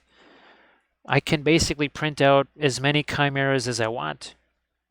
And the file was $10, and I believe it uses about $5 of resin. So for $5, I mean the 10, if I print 10 of them, it's $1 a piece. Where's my blending brush here? And okay, let's say it's $5 a piece for resin. So printing 10 of them, that's $50 of resin and $5 and $10 of files. So basically, that's the cost of one chimera. And I don't have to build this thing. I basically just take it off the supports, file some support dots down, glue it together, and there's a chimera. And that's it.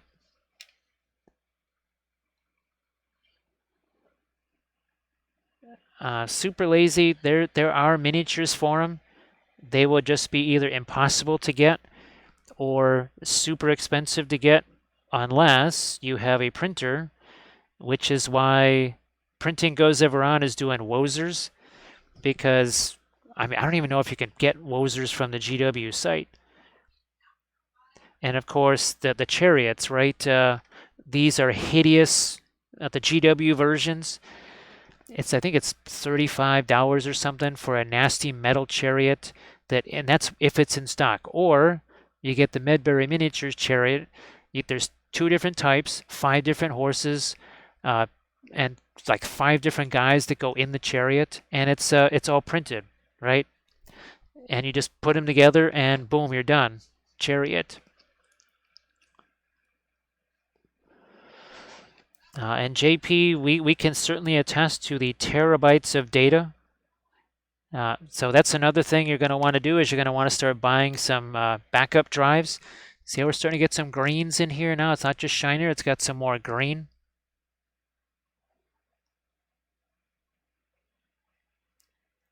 So that is, and again, all those armies of Middle Earth, even if they were for sale on the GW site, and even if I had limitless amount of cash, I don't have the time to assemble all of those.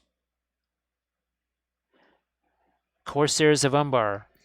All I have to do is just get the Medbury files, print those out, as many as I need with whatever war gear that I want. Done. All right, we got Indian yellow. Indian yellow, mixing that with that was some of the Radiant Lemon. Now we're going to actually use some of the Brilliant Yellow Pale in there. And we're going to try to lighten up a few parts here on this. Like so. And also just trying to get that generally a bit on the warmer side here. A little bit of the Terra Rosa. Why? We're reflecting this. So let's get some of the Terra Rosa over here.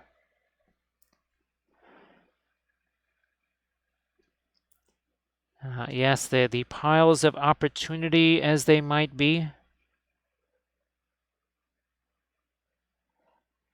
Here, I'll take that and also just to blend that a little smidge there, because we'll be coming back into that with some of our lightest lights. We have not yet begun to add lights to that. Believe me, there's a long ways we can go.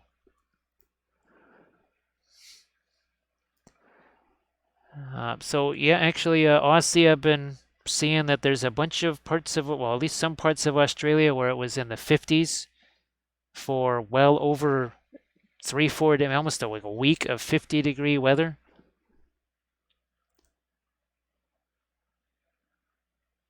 Of course, we've kind of had the opposite here. We had the first major, well, definitely the first major lake effect snow of the year. I think actually some of the snow that came in February last year could probably also be called lake effect. I think it was lake effect enhanced. It might have started out as regular snow, and then the lake effect kind of boosted it a bit, shall we say.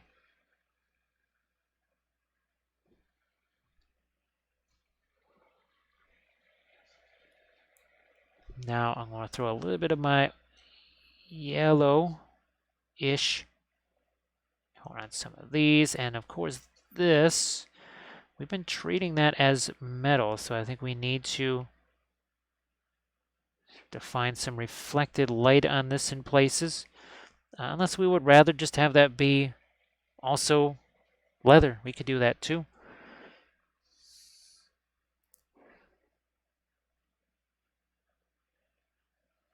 Well, now that we've now that I've discovered some nice high quality 40K printable files, that kind of changes everything, especially in the vehicle department.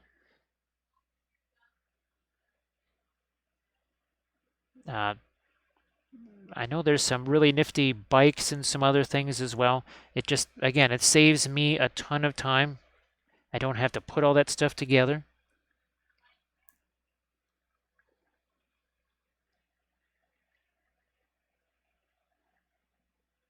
Yeah, let's do a couple of more lights along the edge of, it's not too much, because we really like those latest lights to be up here. That's where the light's really going to get caught, right? Is up there, not down there. There's an awful lot of this stitching here, but boy. Oh, and this is the other thing too with the 3D printing. No mold lines. So Alex here, this is metal, and he's really difficult to put together. He says, it's not my fault, man. They cast all the pieces in such a terrible way. It's like, so you had to use a lot of green stuff and glue. Or you get the Diwali sculpts here, and there's two of them, and these are one piece. You put two of them on a build plate. I think I can probably fit three now, because those are printed on the Saturn. I could print up a bunch of these guys. They're all one piece. Nothing to glue, nothing to file, or nothing like that. They're done, they're printed. You take off the supports, you file a few things down. If you really feel the need, and you're done, you're good to go. You're ready to paint. So frayed brush is using the Mars 2. Well, our regular size printer is still the Sonic Mini 4K, but basically I've decided that the Anycubic is going to be the large format printer.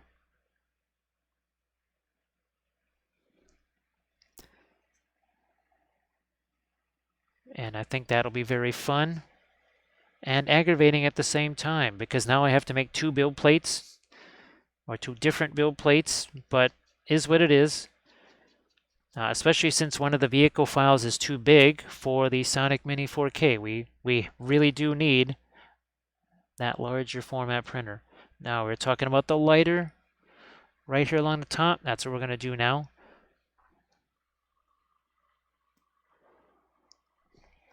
Now the one thing that I will say for folks that are new to this, think about what the climate is like in your area.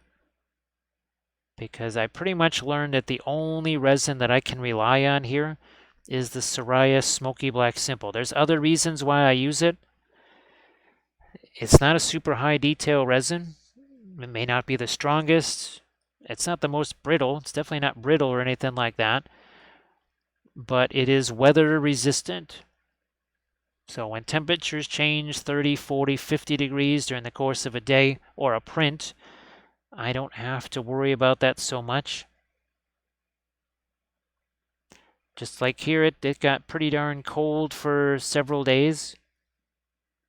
It was below zero outside for a couple of days, yet I was able to print no problem.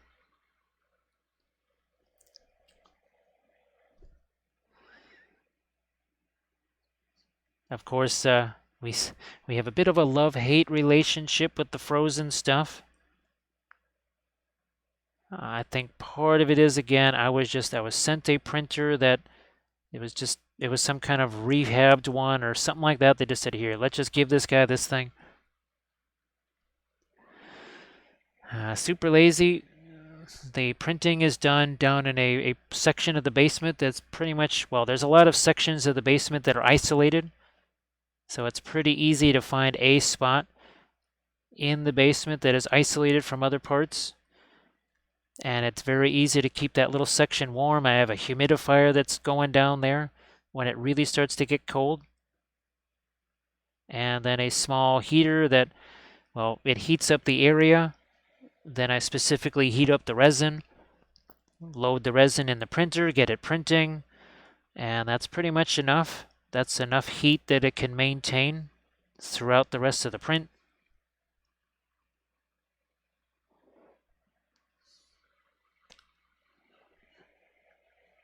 So I know there's some printers that they have some larger screen. They're not necessarily a large format printer, but they have bigger screens. I know there's was that the 6K one or something like that from Frozen. Almost thought about that, but I need the height. All right, let's start to get some lighter highlights now on the metal here. Oh, thanks, Frayed Brush. We're 2 hours and 12 minutes in. Yeah, 2 hours, 12 minutes ago, this had no paint on it. It was just primer. And of course, well, this guy, once we get down to it, we're going to be putting some of that really nifty Egyptian violet color into the shadows here of our leathers like we did. This was our one from last night here.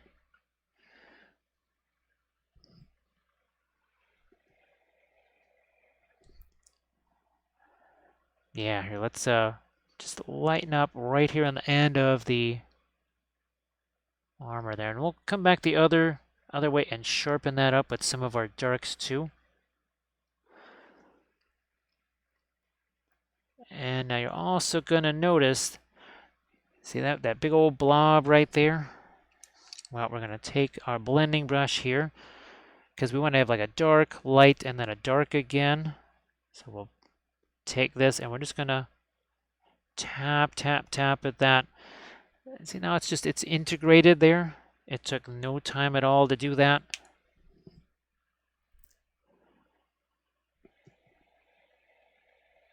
So yeah, I definitely think about what it is you want to do with that printer. Would you like to be able to do large creatures like dragons and large vehicles? Or even some terrain pieces? If the answer is yes, well, that's a whole different type of thing you're going to have to deal with there. Now, for me, the vast majority of the stuff that I print is more, well, it's more infantry type stuff, mid-sized monsters like this. Nothing, I mean, these are, it would be nice to be able to print out all of these at once on one printer, but I can fit, you know, one of these and maybe some other smaller figures on there. Now, people that have seen my videos on the Patreon page and stuff, they know how we like to optimize. I like to optimize my build plates, so I will squeeze tons of stuff on those build plates. Just like we did on the other side, we need some reflected light here. So we just plop that on there. No layers. Why would I be doing a bunch of layers when I can just do this? Why do I need layers? I can just do that, huh? Oh boy, that's how we're able to do these big old guys like this in 4.5 hours, start to finish. That's how it goes. Go back to some of my greens here. I just realized we've got some areas here need to be taken care of.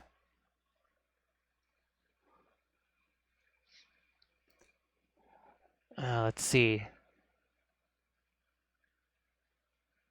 So Jakandar, it's not necessarily building the entire terrain piece. It's building some of the stuff that's a real pain to build a lot of. So let's say you want to do some crenellations, Gondor style, printing out the crenellations and window frames, like that cathedral that you saw, instead of having to cut out everything and the little pieces of the foam and stuff. And of course, we do a lot of terrain here on the channel. So here, this was a 3D printed piece. Where the heck are you? There you are. So this was a 3D printed piece right there. It was obviously be way easier to print that than to try and build that. But here's some of our terrain that we've done. And oh, there's our, there it is. So we made some Rohan houses out of just some quick foam and some balsa wood. We've started making some Easterling buildings. There's our watchtower and blacksmith. We did all these on the channel. There's our windmill. Yes, that's a cereal box. And there's our archery range. And there's our stable. Of course, the not great Hall of Erkenbrand. And there was the original building that we did. And there it is painted, also with the oils. So we love our terrain. All right, Velfair. Well, we'll do a quickie film noir here. Actually, let's do these two, because now that this is getting a little bit closer to the other one, should be interesting to see what happens with this. First off, see, you can still see there's more value difference here, especially on his chest. Oh yeah, look at that. You can see that now. And on his face too. So you can see we're just now starting to get into some of these sharper details here that you don't necessarily see when all the colors still there. So Velfer, thank you so much, and of course thanks for finding that link. I will try to remember to get those tonight so that they're here as soon as possible. And again, thanks for doing the research on those and finding those, because I still have not found my my old nail polish containers that are still empty, brand new in the box. And I'm sure that I've probably walked right past them 1,000 times. Probably walked right past them on the way in here.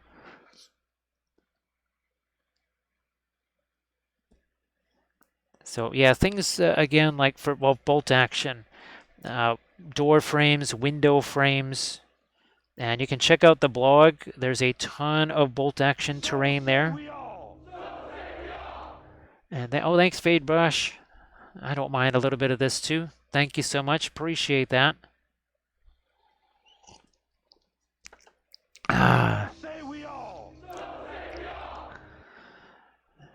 Bithron, that has actually happened. There was something that Prinkles, right? How long was I looking for Prinkles? I had actually picked up the box. I had actually picked up the box and looked at it several times and said, nope, that's not it. And then eventually picked up the box, looked at it, and went, oh my gosh, that's it. So say we all. So thanks again, Frayed Brush. I appreciate that. Well, it means that we can get some more of those nail polish containers. And then we can get the...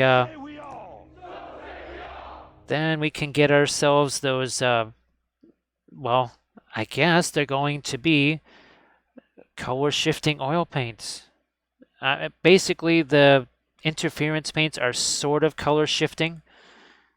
They're actually color shifting paints that you can control. And thanks again, Frayed Brush here. Let me get my... There he is. There's my Ossiarchs here.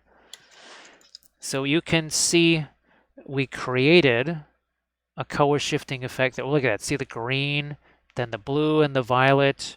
This is all oil paints, by the way. This is one of my Patreon videos right here. We also did an army painting series on the Ossiarchs.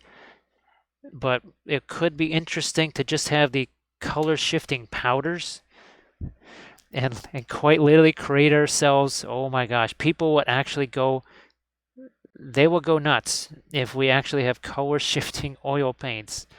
That would be hilarious. So here again, we just threw some of that lighter color. Take our blending brush to it. Oh, thanks, Frayed Brush. Yeah, that was the Ossiarchs was pretty much the first use of the interference oil paints. We had used interference acrylics years ago, and by years ago I mean 2004, 2005, and we'd always wanted to try them again. Well, Frayed Brush, speaking of new things, this one right here, this is my latest Dark Sword video. This is where I tried some fluorescent powders I got off of Amazon, and they work just like the Green Stuff World ones, which made me think, you know what, I think I can just go get some of those powders, and I think they'll be okay. Some of them are actually designed for, well, things like nail polish, ironically enough. But now I'm strongly recommending the nail polish containers, just for longevity purposes.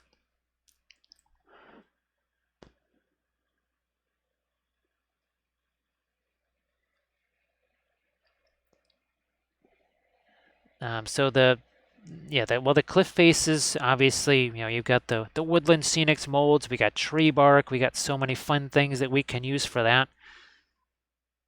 And a huge portion of my bases are actually are tree bark. So that is tree bark. And we got some more bark over here on this one. This one was very fun too. I mean, you can use mulch. Oh, this is actually this is some Daz air dry clay shoved into a Woodland Scenics mold to basically do the same thing that a model railroader does for those cliff faces. And I just rinse and repeat and make tons and tons of those. Actually, that's what he's mounted on. That's a Daz air drying clay shoved into those Woodland Scenics mold. So that stuff's been very handy. It's a little bit lighter than Sculpey. I guess it's sort of cheaper than Sculpey too, in a way. Yeah, tree bark, like Bithron says, don't let Treebeard know that you're using tree bark. Because I actually did get a chance to read a couple of pages of the Two Towers, and Gimli is advised, even in the Two Towers, that I think it's Aragorn that says, Gimli's like, look, this stuff is just laying on the ground. And Aragorn says, yeah, they're not a fan of you burning anything. And Gimli's like, I'm cold, I want a fire.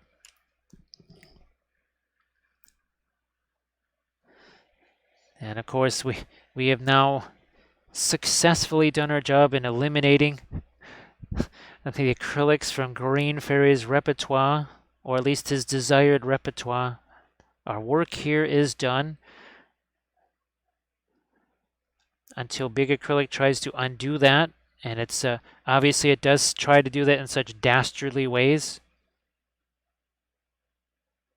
So look at the difference between this side and that side. Oh, we're just going to come back in here with the little bit of the radiant blue mixed in with our white. And we'll just have at it here. Do the same thing on this side. Kind of picking these top edges here.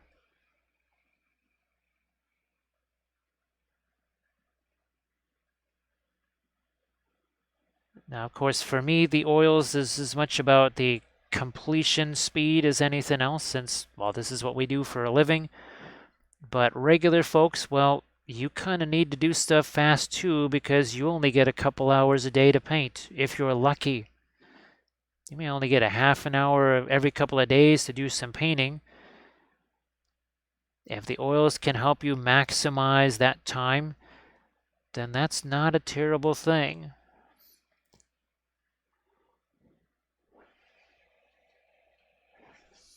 Yeah, it is. It's funny. Green Fairy. I think once the current uh, this project is over with, and trying to get the what is he? Well, the Prince Imrahil painted. Once those things are over, then we really start to move things around in that basement again, and we take out the airbrush area. We're not going to be needing that anymore. Let's get some of our lights over there. Where's our blending brush? Because somehow we whacked that with some yellow.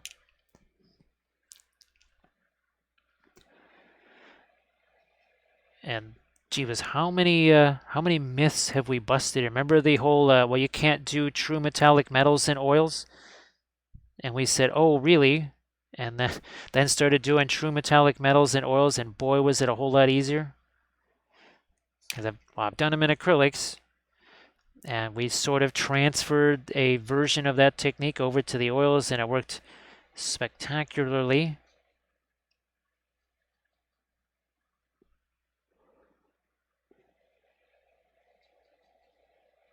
Let's see, what is that? Well, we use the Vallejo texture pastes. Still love those Vallejo texture pastes. That's what's on here, is some of the Vallejo texture paste.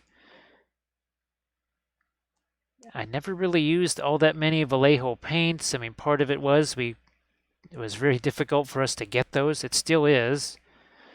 Because they only manufacture the paints 3 months out of the year. And then the rest of the time, that same factory is making house paint and other stuff. So if you're wondering why Vallejo stuff gets scarce even under regular times, not like today's crazy times, it's because they only spend about 3 months of the year actually making miniature paint stuff, which explained an awful lot.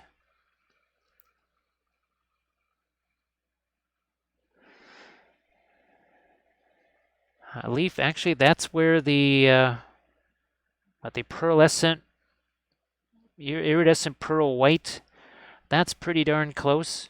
I use that as a metal medium, and it really does work well. Where the heck is that stuff? It's in here, I think. Let me try and get this thing closed somehow. Where is that iridescent pearl? I think this is it. Yep, there it is. So the iridescent pearl white, that's, I mean, it's not going to be like the silver, but in some ways it's more effective than the silver. For a lot of things, I can certainly make my golds out of that, and some really tasty golds. Indian yellow, mix it with the iridescent pearl white. Man, you got something.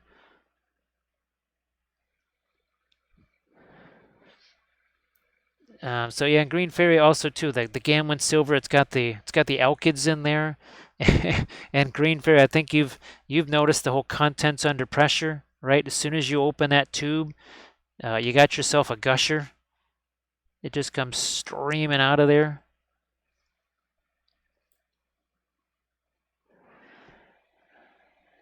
Yeah, leave now. Of course, this is all kind of dusty here, so it's probably not going to be. But yeah, that's the green stuff where you can see, yeah, like you say, it's that mirror type effect there.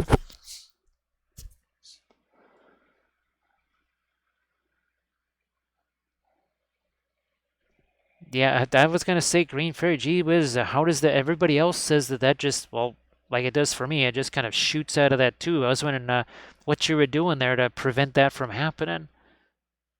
I thought you had found a magic solution for that. Now we're gonna try and do a couple of little lights in here. We were talking about doing that as we get over here, and some more light.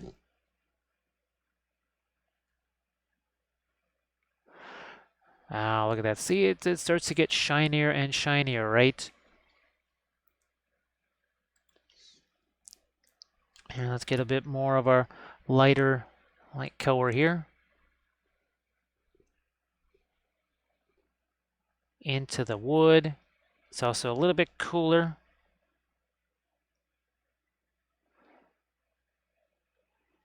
We need some reflected light in this. Now, we don't want this to be metal so much, so not going to do too much.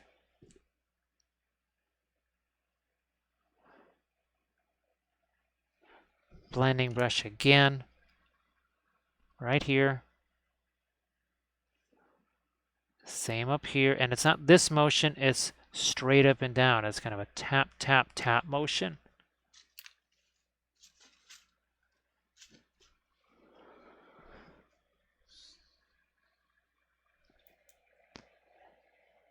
So yeah, those some of the oil, metallic oils, boy, those were disappointing. I think there was always a Winsor Newton one.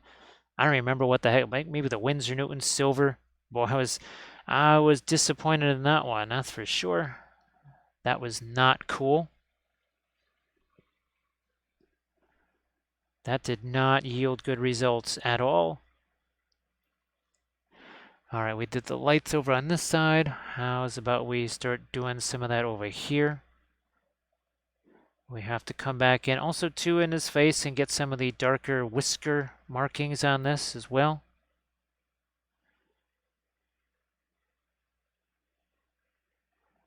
But we like to save even this is not straight up white, but we like to save these lightest lights here as long as we can. You want to be working in those mid-tones. That's where all the real action is in the mid-tones.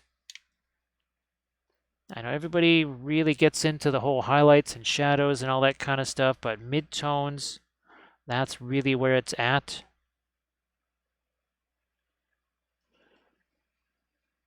And that's where you can do a lot of interesting color contrast too. It's much harder to do that in your brightest highlights and darkest darks.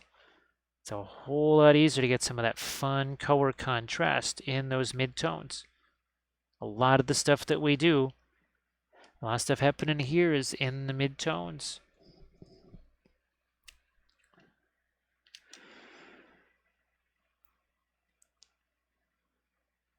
Yeah, let's grab a little bit of our blending brush again, just trying to soften some of these edges right here. Oh yeah, it's right there, Green Fairy. I remember you talking about the Cobra metallic several times. It's always fun to just sort of run across a material that say, wow, this actually does what I want it to do. Sometimes the search takes a little while to find that just right material. Guess what we're doing? Blending brush time again. Jakender, it really is the case, and it was one of the reasons why we started doing some of the 2D paintings also on the site here. Our Thursday, I'll try and maybe, I don't know if it's going to be this Thursday or not, but one of these next couple Thursdays, just get back to some of the 2D art again, because, well, mid-tones play it here. Again, a lot of mid-tone action there, right? When we did the film noir, a lot of this stuff all just looked exactly the same. It's the same level of light and dark, but you got purples, greens, oranges, blues, lots of different stuff happening there. And thank you so much, Domus. Thank you so much, Domus. I appreciate that. Thank you for the sub.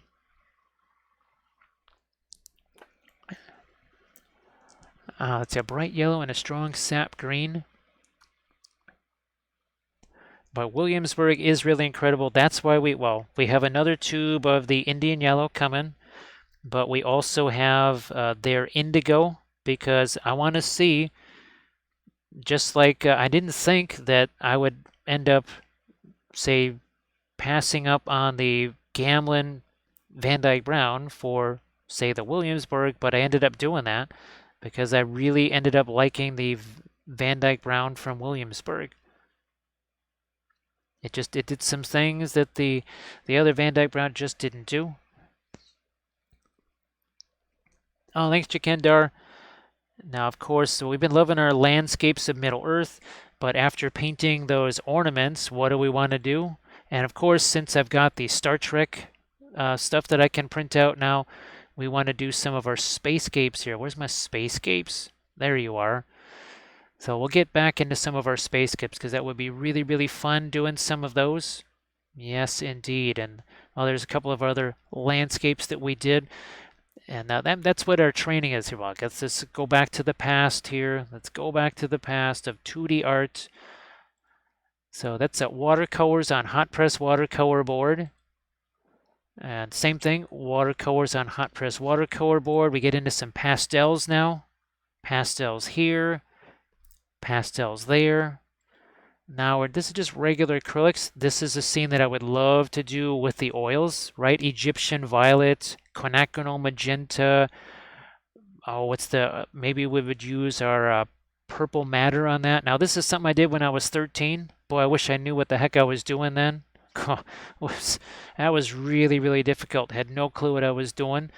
Back to some more watercolors on hot press watercolor board there. So that's some of the past. That's from many moons ago, we shall say. That was many moons ago, back in the days of 2D art, before the miniatures.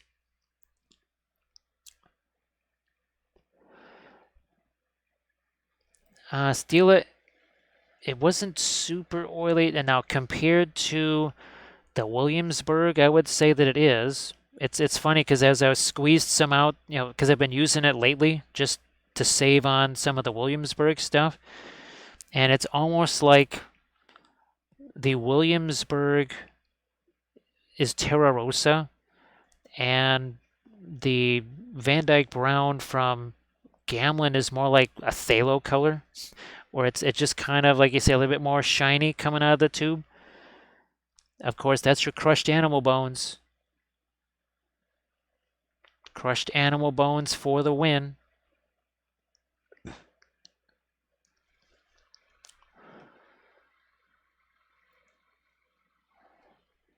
So yeah, what can be tricky about the oil paints is that well, they can all be different.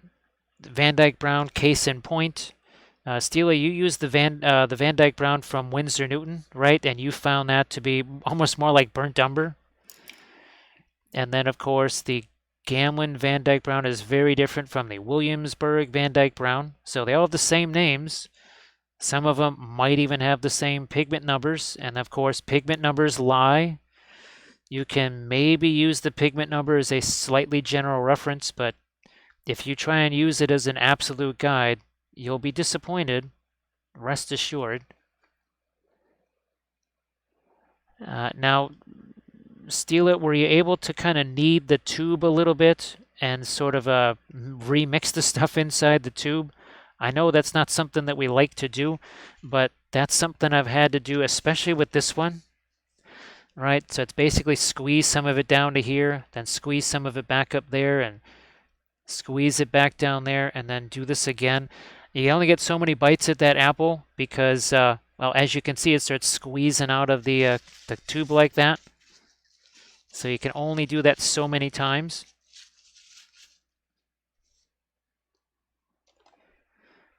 Yeah, what was it? What was the name of the? It was supposed to be for miniatures too. Oh my gosh! You had to squeeze the tubes like that, otherwise it would just come out as oil, and yet the tubes all broke, even though he made plastic tubes specifically. Yeah, Dano, it's so weird, right? That one company's Van Dyke Brown would be so much superior to the other one. I mean, there's one thing to be okay, a little bit better, but we're talking one's practically unusable, and the other one is really amazing. Now, of course, they're made with different pigments, right? Remember I said that the Williamsburg comes out more like Terra Rosa? Well, guess what's in the Williamsburg? It's Terra Rosa. It's Pigment Red 101. Now, of course, Pigment Red 101 is also in Burnt Sienna, which is, Satan's paint that we don't use. I mean, I'm sure it's great for things like landscapes and maybe 2D stuff, but it really is just not effective for miniatures. What do we find out? Cerulean blue, that's another one. I love it as a watercolor. It probably is great as an oil paint on maybe some landscapes, but for miniatures, it just doesn't work.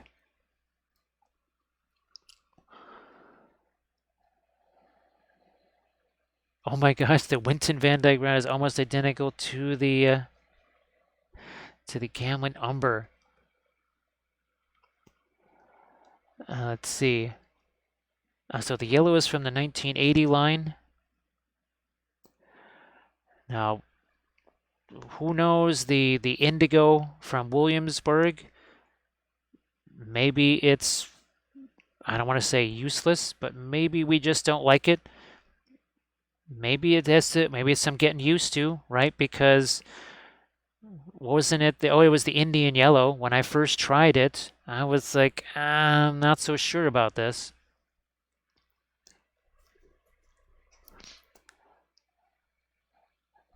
Like Cerulean sound, Cerulean New or Cerulean Boo.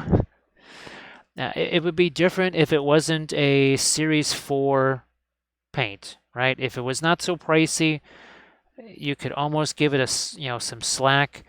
But when something like Prussian Blue can basically do the same thing, only better, I mean, what's the point? Now, of course, Steel, I was so shocked to learn that Prussian Blue was the first artificial color, or the first artificial pigment apparently was Prussian Blue. So that was an interesting little thing to discover.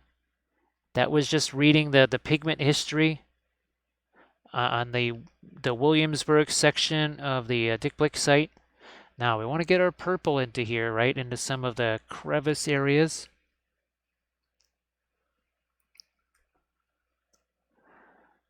I mean, just leave it to the Prussians to develop an artificial weapon of great power to wipe out cobalt blue, cerulean blue, and phthalo blue all in one fell swoop. Quite literally wiping them all out. I'm going to get some of that same stuff over here. And as you can see, I'm just going to plop that on there. Again, no layers. No reason to be doing layers here. Let's grab ourselves a blending brush here. Soften this up. Poof. Look at that. So no need for a bunch of layers.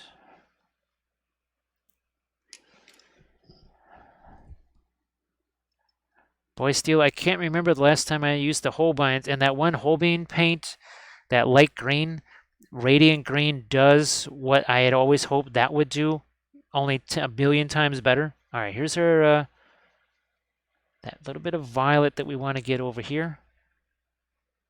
Right there, boom, there we go. In these shadow areas, and maybe even on his face. We got to do some eyes for him as well.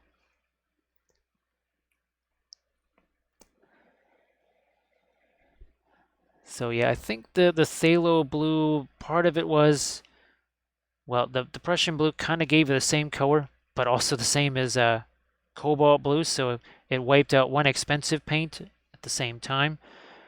And then, of course, just less colors out on the palette, less colors to worry about, less colors to buy. I think Prussian blue is just a Series 2, if I remember right, so it's a cheap color.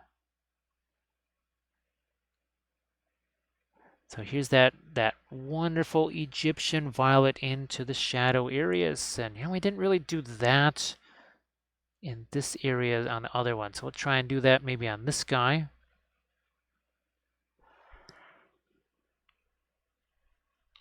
Here, let's get some of the violet out here too. Right there.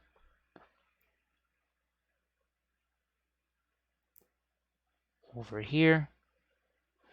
Again, down into these shadow areas. Blending brush comes back. And we just nice and smooth. There we go. Now I think I'll take Van Dyke Brown. And let's see if we can solidify some of these lines right here. I think I need a better orientation. There we go. That's what I needed. Needed to restore that line.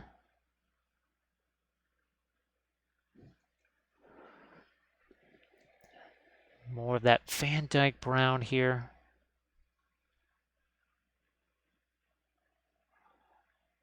You can only do so many brush strokes with it before you have to go back and essentially freshen up the brush.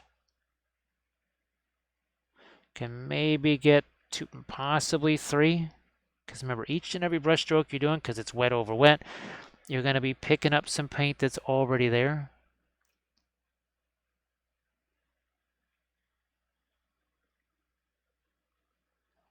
So yeah, Jakar, there was a nice little battle down in that corner of the palette where Prussian blue lives.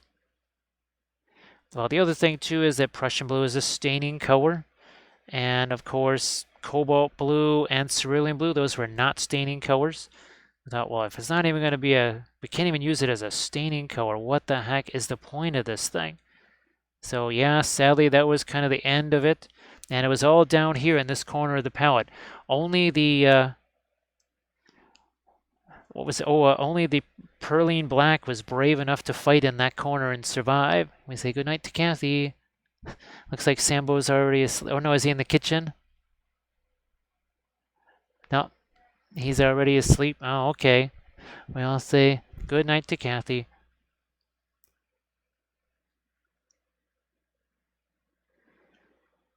Now, and it makes sense that it's cheap to produce, being an artificial pigment. I just have to start looking around and see how many different oil paints are based on the madder plant, because I know I have brown madder and purple madder. And actually, Stila, don't you have rose madder? I think you've got rose madder. And I'm trying to think if there's any other easily identifiable madder colors out there.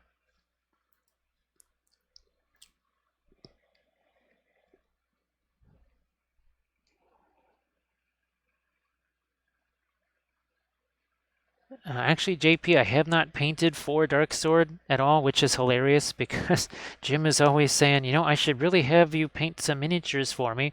I've painted how many hundreds of Dark Sword miniatures over the years, right? I mean, gosh, this is just, what's my Dark Sword series? It's on series 72, which also doesn't count the dioramas too. So, I mean, these are just a couple of the old Dark Swords here. That's the bust that we did. And then let me see, let me find my other Dark Sword ones here. There's a whole bunch of older Dark Sword miniatures here. These are some of our older series. Here we go. So yeah, all of these are Dark Sword miniatures here. And these are all painting episodes on the Patreon page. Each one of those. And then, of course, well, we did 2 versions of the Owlbear family. We did this one, and then we did the Winter family. So all of these are Dark Sword miniatures. And I forgot just how many of these. And we did the Dragon diorama too. Was that the one that had the butterfly? No, that wasn't the one with the monarch butterflies. I gotta find that picture because I love my love that one that we did with the monarch butterflies. We even painted her up like a butterfly herself, like a monarch.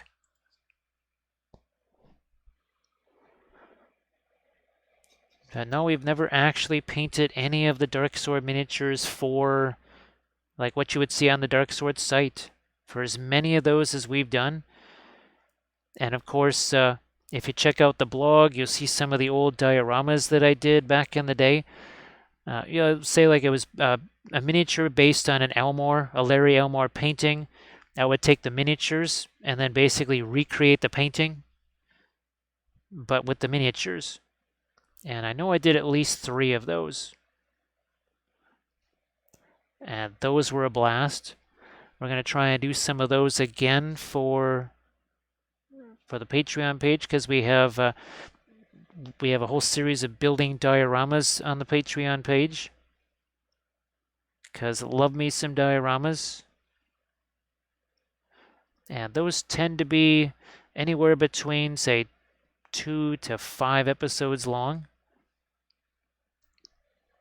I know that the current one we've got going is That one is it's going to be 3 episodes. And we got a little bit of highlights here on his, I guess his belt. Yeah, it's his belt. I don't want to do too much. I mean, it is supposed to be in shadow, so let's not go too crazy with that. Let's find ourselves a couple more light over here on this round out. Now it's mostly in shadow, so we don't want to do too much. We'll just find a couple of glinty bits here. And that's it. Good enough. Let's head over to this one, which ironically enough, even though it's facing up, it's running into, well, some shadows, even though it's pointed in that direction. Let's maybe get a little bit of the paint off of the brush here.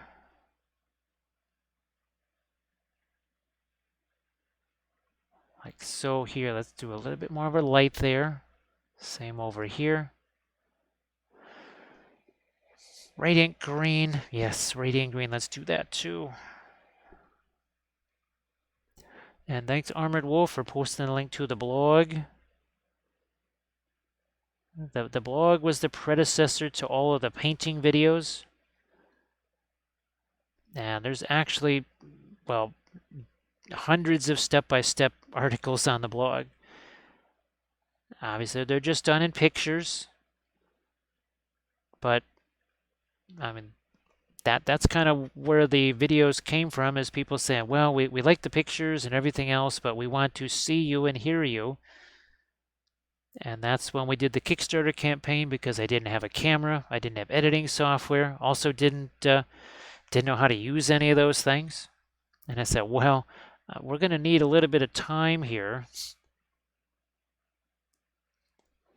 to figure all that stuff out. So that's the green, kind of mixing it in with our mostly white there. Don't want to lose out on that little bit of green. Now let's see if we can't give him an eye here.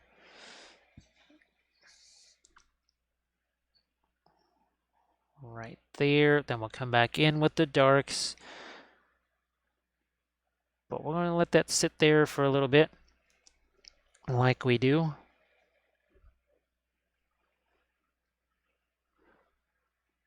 And the wood here, you can know there's very little brown there. It's mostly greens and grays. That's pretty much what wood's going to look like. If you look at actual wood, it's not that nice brown color. It's brown in the store when it's been stained or freshly cut or whatever, but, well, none of this is freshly cut wood, is it? And it certainly has, well, it's been stained by nature, maybe.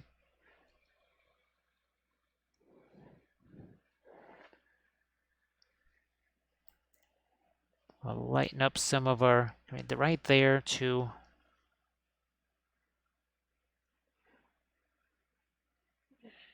Let's bring a little bit of our green down into this. And then we'll do that Fanchon red. Almost more like a pink here. But because of the environment that it's in and what's around it, it's not going to look like a pink. It's all it's there is to contrast with that radiant green. And there's so many other more muted, kind of warm colors, almost muddy type colors. You won't look at that and say, oh yeah, there's pink there. Even though there actually is. We are optical delusionists. That's what we do, is we make people pretty much believe what we want them to believe. They'll say, yeah, you know what, we need to make them think that this is actually what's going on here.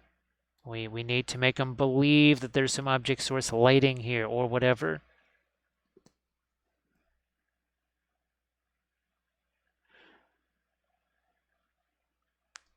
There's still a part of me that wants to take one of those torches that I printed out and put one of those on that chariot, because I think that would be hilarious. So I might do that on one of the chariots for tomorrow. And again, the plan is to try and get that earlier start, more like a 4:30-ish start. I mean, that's what I used to do back in the day. It's just, well, with all the craziness of November and December, that kind of threw all that stuff out of whack.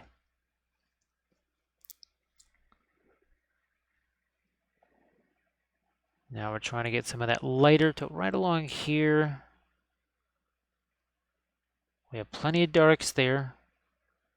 This is not necessarily the lightest highlight either.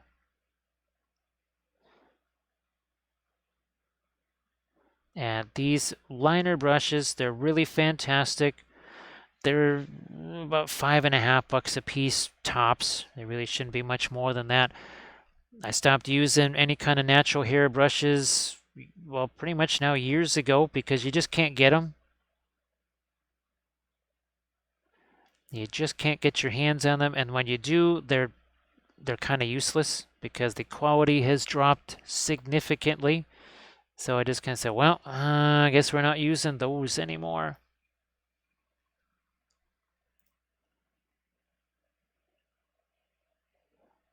I mean, as a watercolorist, I used Winsor Newton Series 7 Sables for a very, very long time, but they're just not reliable anymore.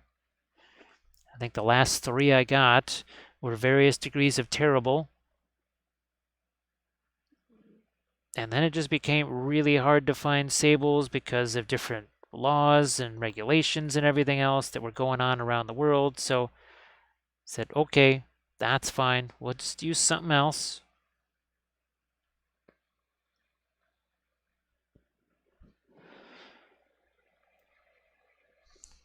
Just like we did the highlights on the other side, we'll do that on this side of his belt, focusing on this area especially. And notice how we did the highlight. See how they disappear, right? We only did the light there. Just because it's facing upwards doesn't mean it necessarily should be getting a bunch of light on. We're trying to create some turn in his belt. So this is almost like basically a 2D printing idea, or 2D painting idea that's been applied to obviously a 3D miniature.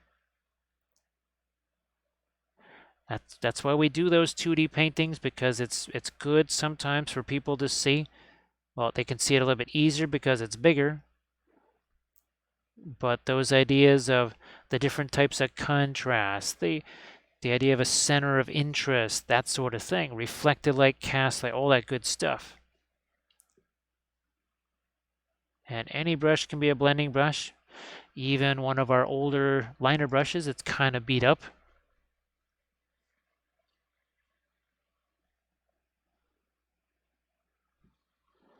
And so 3 hours in, and we've been able to make some nice, good progress here. And there's an awful lot going on with each one of these Walrus guys.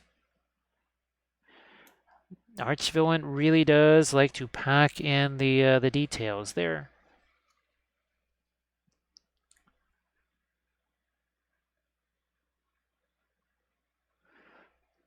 And we'll lighten up a couple of these areas. Then I want to see, I like the more orange up here. Maybe not so much down here, because it's just sort of further away from maybe the light source a bit. No, I'm going to go darker here real quick and there's a couple of lines here I want to restore.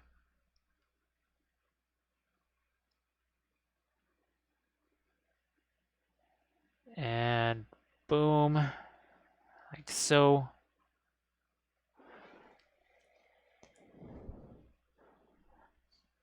A couple of more on this side, couple of more over here on this side here. This guy too.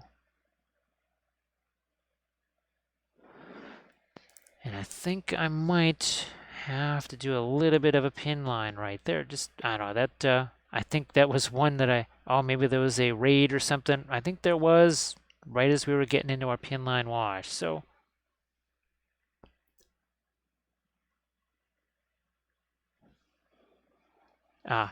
This is another way we just kind of sharpen up some lines. No, no, no. I'm going to use the perline black here. Yes, perline black.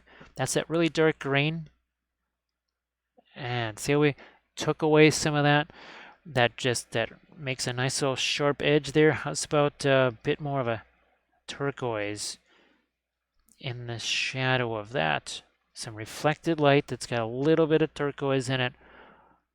It's going to go right here.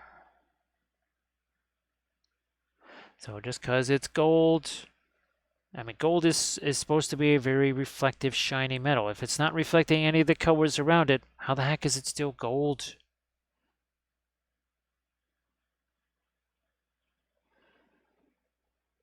So that's why when like some of our Egyptian stuff here, and where's let's see if we can snag Jack here without taking everything down. There he is. There's Jack. So here we've got purples in there, greens in there. We've got our oranges up top. Very little actual yellow in those golds, right? And there's Jack, everybody's favorite Jackal. It's like, yep, that's my name. Hey, where's the heart lady? It's like, whoa, dude, man. That's some harsh weather you got to deal with there. It's like, yeah, well, you do what you can. It's like, what you gonna do with the big axe? See, I just got my little sickle right here. Couldn't resist that one. Let's see if we can do some, maybe. Yeah, we're gonna pop in a couple of darks here on the edge of this. Because it's basically a stone blade here. And then we'll try to do some little, almost some highlight things along the ridges of these. But I wanted to do that to sharpen that up. So we sharpen the edge on that. Blending brush again.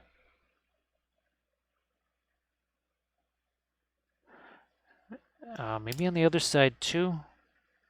I don't know if it needs it quite so much. Well, maybe do a couple of, like right here. Yeah, we'll do some here. A little patch over there and one over there. Back to a blending brush here. And what are we doing? I'm going to take this. See how we just extend that dark. Didn't have to glaze anything. Didn't have to do it. I just basically took that darker color and started pushing it around.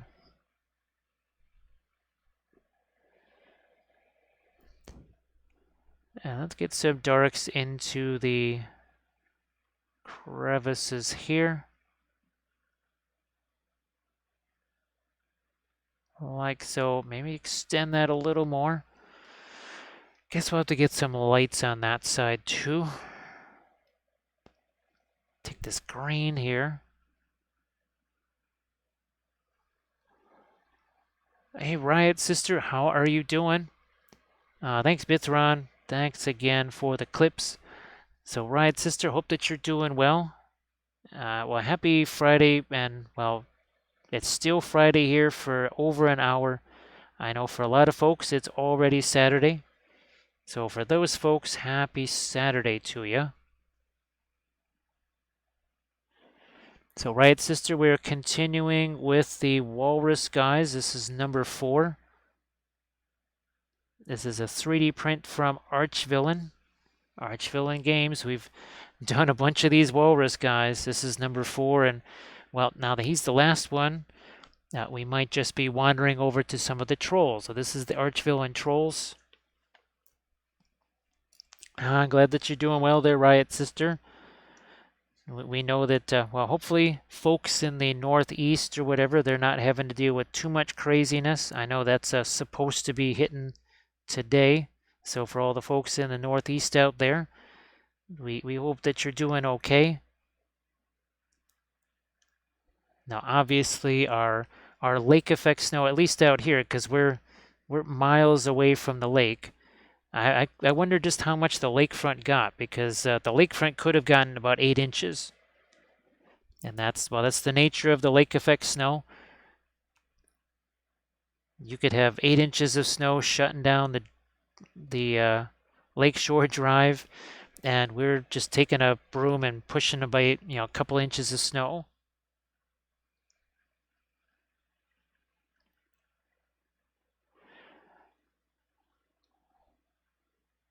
So for all the folks out east that maybe are hunkering down there, we're thinking about you. We hope that this doesn't last too long and cause too many issues.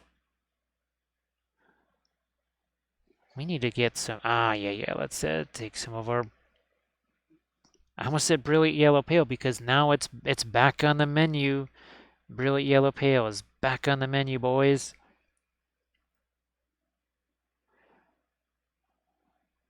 And sometimes that's not actually a bad idea. Okay, so it was not on the palette for the longest time because I use it in so many color charts. I basically ran out of it, and it's been a while where I've not had a chance to replace it yet. But now that I've had a chance to replace it, I can get back to using it again. And I've used other things in place of it. And well, I've learned some things that the brilliant yellow pale can do by not having the brilliant yellow pale, by using something else. Just like using the Gamblin Van Dyke Brown again, as opposed to always using just the Williamsburg Van Dyke Brown. And now we're going to be using the Williamsburg Indigo. Again, I have no idea how that's going to work. It could be a fantastic color. It could be like Terra Verte, because again, even the fancy paints can have that happen. And where's our Terra Verte? Here it is. Yes, there it is. Look, Terra Verte. Oof, that's supposed to be semi-opaque, or so that there's its rating on opacity. This is again why I don't trust the stupid labels. I trust this because this is the paint on the label. All right, here we go. Look at Egyptian Violet, also rated the same way. Oh, wait a minute. Look at that. That blots out the sun. So just something, again, I've said it a couple of times here, and I will continue to say it. I really do suggest not putting too much faith in things like those pigment numbers and those opacity ratings. There is sort of a general guide. That's about it. They will lead you astray potentially. And that is the other thing I do like about the Williamsburg is that they tend to have, well, the actual color on the label, not some printed color, which is nothing like the color that's inside. Maybe take away a little bit of that. Yeah, there's a little too much on the brush there. And we're just going to get a little teensy bit of a light there along the edge. That's all we need.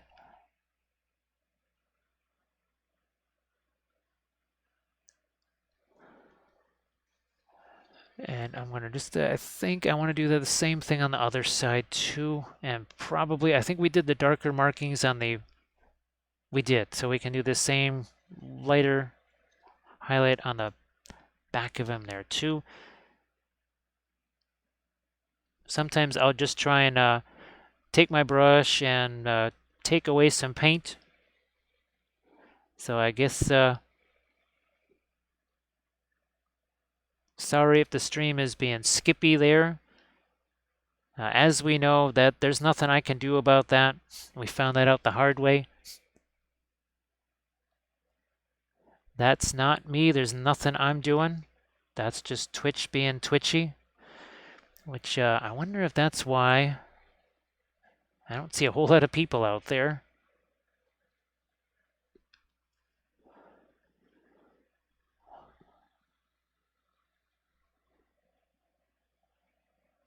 All right, let's, do I need to lighten up anything else? Yeah, let's try and get some more lights on that. Still have to think about the shadow, and then I gotta think of what is going on with this thing right here. I know on some of the other ones we did a decent amount of the basically perline black mixed with a white. Why don't we do some of that here? On his little schnoz here. instead of it just being, well, lighter grays everywhere. That same warm light gray, let's do a little bit of a cooler light gray here and see how that works.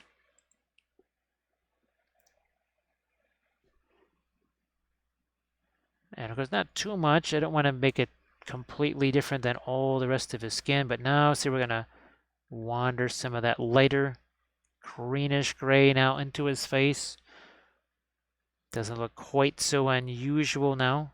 We'll also reflect some of that onto his helmet, armor, whatever that is.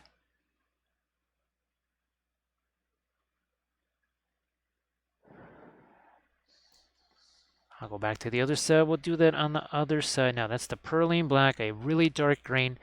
Oh, and that's perline black. That was one I had to try when I read the history of it, because for the longest time it was a printer's ink for years and years and years and years. And then they turned it into a paint. They started using it as a paint pigment. And I just thought that's really interesting, especially since it was kind of used as an ink in the woodcut days and that sort of stuff in the early days of printing.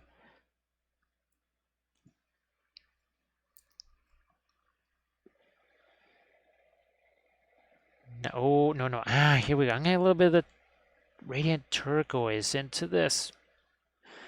And now, of course, a little bit of the Indian yellow found its way in there too, but I just want to add a couple little edges, lighten those up as the case might be.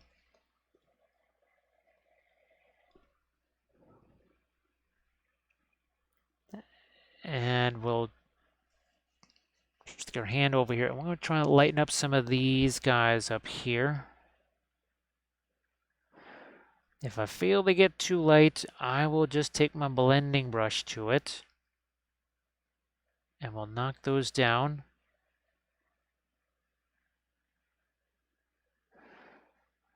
Like so.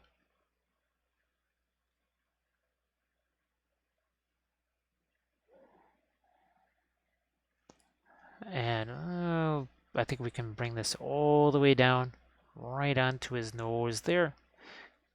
Because we haven't done any really light highlights. These are lighter, but no really bright highlights.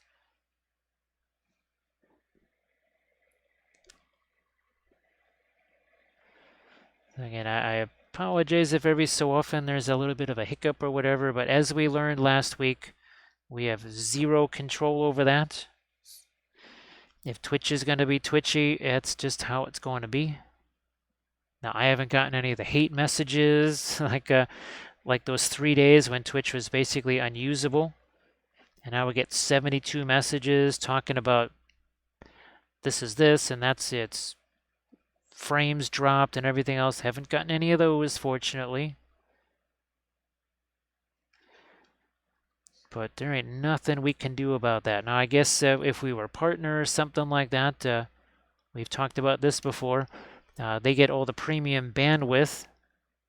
The rest of us are just kind of stuck with, well, the leavings. Whatever they can scrape up off the floor.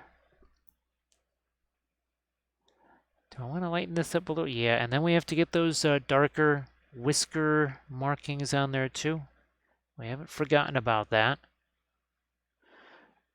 I was kind of waiting for when I was going to be doing his eyes to also do that same thing. Now here again, using some of the perline black to create that almost like a greenish gray. All right, now let's see if I can maybe get some eyes on this guy.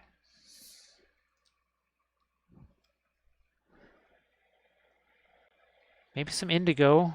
We could use indigo and a little bit of the Egyptian violet. Maybe that'll be nice and dark, of course.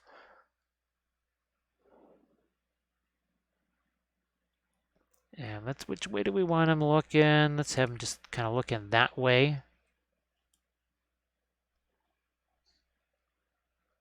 see if we can have that matching here. So I think we've got them pretty much looking the same way. All right, let's do those, the whisker things. There's more of them on this side, it looks like, than there is on the other side. Oh, thanks, Stila. I'm glad. I noticed that I looked over at my bit rate thing, and there was a couple of little drops in there. And I wasn't sure how that was affecting things, but yeah, Steel, it was, I know there was one stream, I think it was 2 hours in, it just died. There was one for 5 hours. The whole thing was just super twitchy. Oh, that was not an easy 5 hours, to put it mildly. And of course, people did some research, and that's when we found out that there was major outages in Europe. I think it was Studio J7 had the same thing happen to him. South Korea was down completely. And what was the other one? Oh yeah, and I guess in the Chicago area there was also a major issue there too, which, well, I found out the hard way. And it just happened to be those 3 days, because when Kathy streamed on Tuesday, it was all fine. And I just kind of went, seriously? For 3 days? And it was those stupid animated emotes. It was basically that rollout that caused all of the hysteria. All right, now these guys here, they also need a little bit of dark, right? So we'll get some dark on the, I guess, rivets or whatever they might be. And then some of this, it's almost like a cloth that's been frayed a little bit. Just gonna blend that up a little bit. Separate these areas here.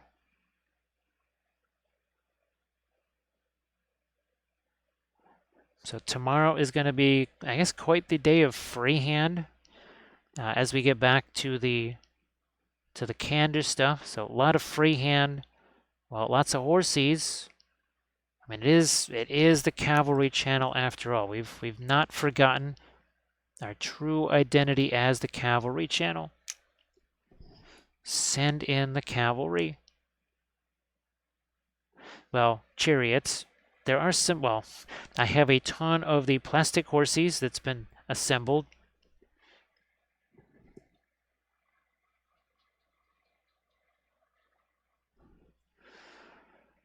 All right, here, let's do more of our light right there. So, yeah, I went from having like a handful of Candish horsemen to all of a sudden about 20 of them. Now 24 because of the box of the ones that we found from Fireforged. And then Medbury came along, and now we have unlimited. We have hundreds of them if we want. That's one of the reasons why we're doing these 3 color schemes, because, well, I've got a bunch of them. I think we need to throw a couple of more light. Yeah, let's throw a couple of lights here on this rope. If I feel the need, I'll come back, do some darks, but a couple areas I think I want to lighten up here.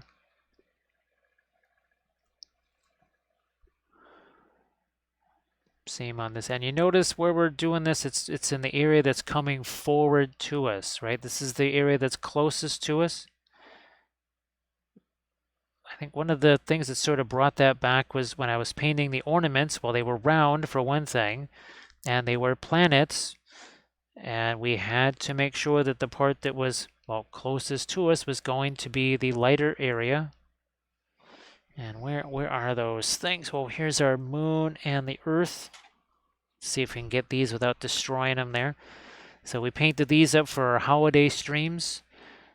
Right, and these were a blast. Painted these with the oils, of course. Really had some fun with these guys. That was, really enjoyed those. I think we have our lights in there. What about down here? Yeah, there's a couple more lights I need to do down here. Always have to keep in mind that whole thin over thick and vice versa. And also at this point too, you get to, what are we, 3 hours, 19 minutes in. You got some paint that's been out here a while. It is not going to be dry, but it'll be set. It's that word that we use all the time. Here, it's also time, I think, to maybe do a bit of our dry brushy stuff over the top of these rocks here. And again, the rocks this time, instead of our usual tree bark, were the Daz air drying clay,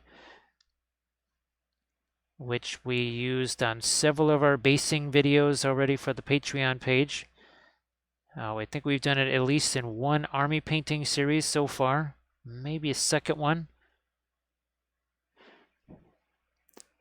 And oh, now that I've got the gray Daz air drying clay, we're going to try and do some more sculpting. Yes, I want to try and sculpt with that a little bit more, see what kind of fun things we can do with the sculpting part of it. I'm not going to use it, say, the way I would use epoxy sculpt or something. It's not quite like that. But I want to see if I can do more than just fill in some gaps with it. It may not work. It may work really well. I don't know. Only way I'm going to ever find out is to just give it a try. Experiments do not always work. Sometimes experiments go horribly wrong. But that's where the learning stuff comes in. Which is why when I'm doing a video and if something goes horribly wrong, I don't stop the video and redo it or something like that. I just say, well, okay, that wasn't supposed to happen. Now, so, yeah, Stila, how many times have you heard on videos where I said, well, that wasn't supposed to happen? But it did, and then we just try to make the best of it as we can.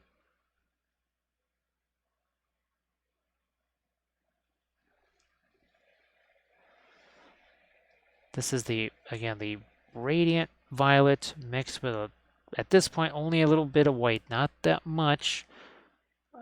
I might end up with a little bit more, but for right now, not too much.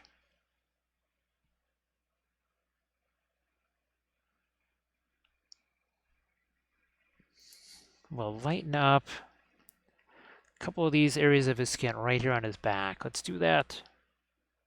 Well, there's a lot of texture back here. I just keep thinking about all of the mold lines and other weird things that we'd be running through this, and that's an ideal condition. What about things like air bubbles and that sort of stuff that can happen with resin? Thank you so much, Nargarog. I appreciate that. Boy, that would be a good name for this guy right here, I think. He's like, so Nargar, where's that guy with the fish spear? It's like, oh, and don't tell the really big giant guys that I'm here. Yeah, Jeeves, he's cool, but Birdie, he's crazy, man. He's after my pipeweed.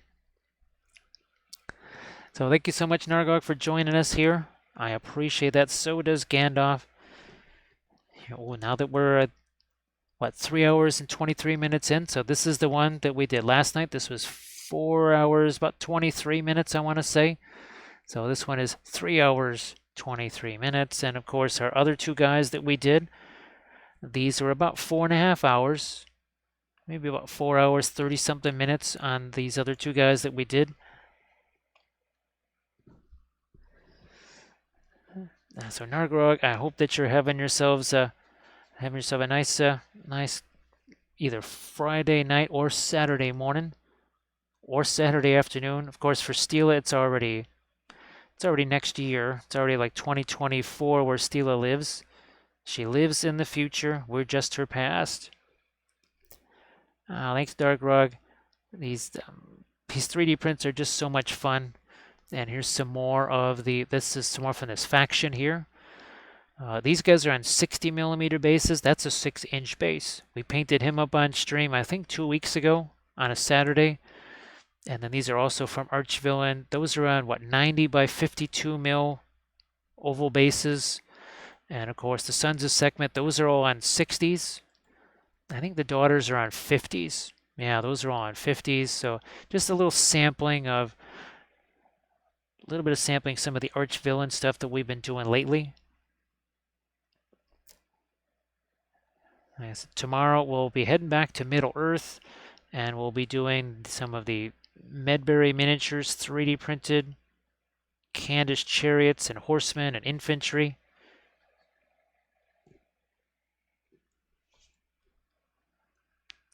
I still can't wait to see a really nice cavalry battle between Rohan and the Candish forces. Of course, we have lots of horsies for our Easterlings. So I guess Twitch is going to be twitchy now. So I keep seeing some things doing some hopscotch in the stream there, and hopefully tomorrow it won't be doing that again.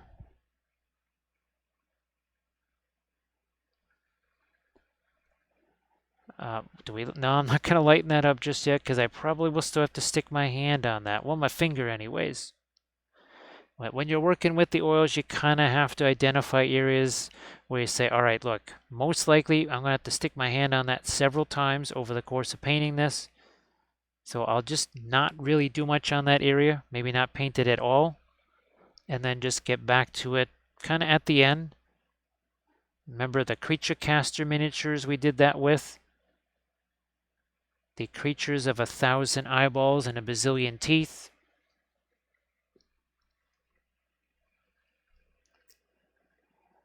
This probably, yeah, that could probably use a little bit more light, but I'm thinking maybe the radiant green. That would go down over here. Like so, maybe a little lighter.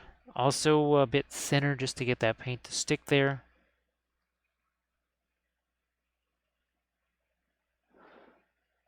Yeah, and then I think we need some more reflected light on this too. Same over here.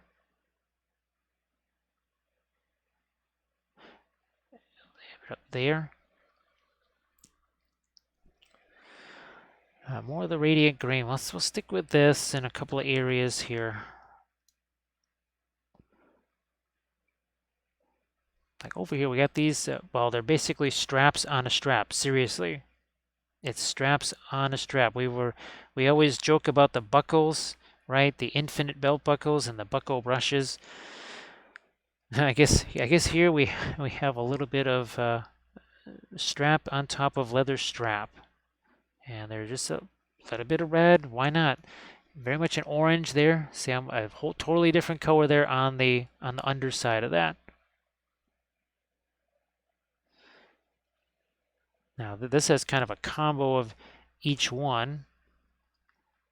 And I'm going to try and get a little bit of this lighter coat right over there. I'm glad I think that I treated that as leather instead of trying to make that the usual. Yeah, I think we'll leave that as more of this leather color, which also means that I'm probably going to take my blending brush here and I'm going to just take a little bit of that away. Yeah, just a smidge of that away. And maybe get into some more of this pinkish color here. Again, trying to make as much variety as I can with all this.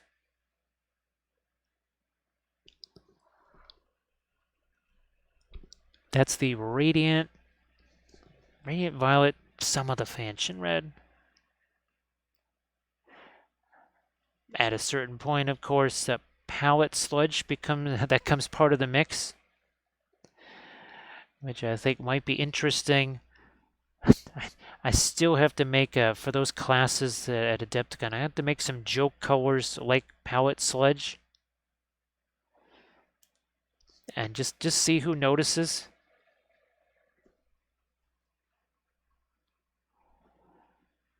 Because that I just want to see who would notice that. Wait a minute, there's a color called palette sludge here.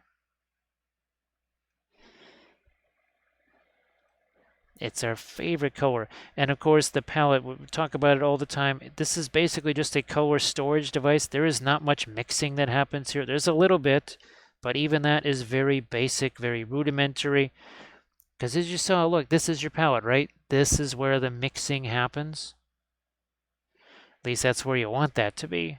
This is where you want your mixing to really happen. Now I am just going to also start to throw in some lighter whites here. We're also going to thin this down so that it covers. Now here I had to, if you remember, I had to take a bit of a cautious approach painting this right here because the effects here were still setting because I lost a whole bunch of prep time to shoveling snow. Yeah, so this is what I was intending to do, say between 4 and 5 something o'clock in the morning. Not shoveling the snow, but that's just kind of how that went.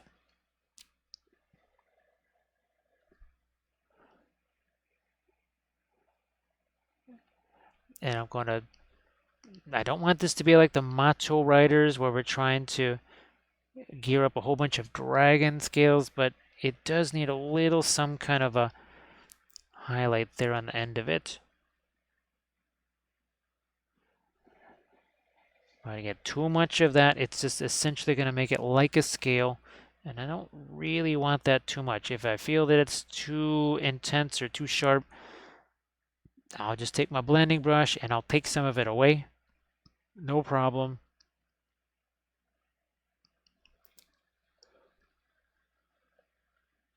And we'll do some more here.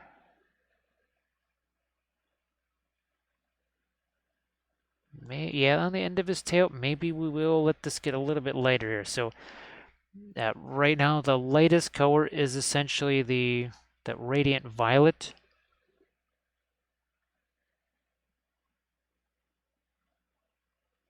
Nah, too much. Blending brush, it's all gone. Telling you, that's what I love about the blend. Oh, and the grip on the brush. Look at where we're holding this brush. Nowhere near this, right? We don't have the death grip here because kind of hard to get at that, eh? Or nice gentle grip on the brush. Literally sneak the brush in. Look at it underneath his tusks and over the top of the weapon, and I can actually get my brush in there. I get these nice little sweeping brush strokes that are quite literally mixing as I do them.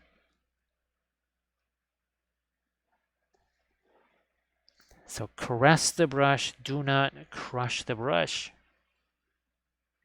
Yeah, look, my hand is practically on the end of the brush compared to the front.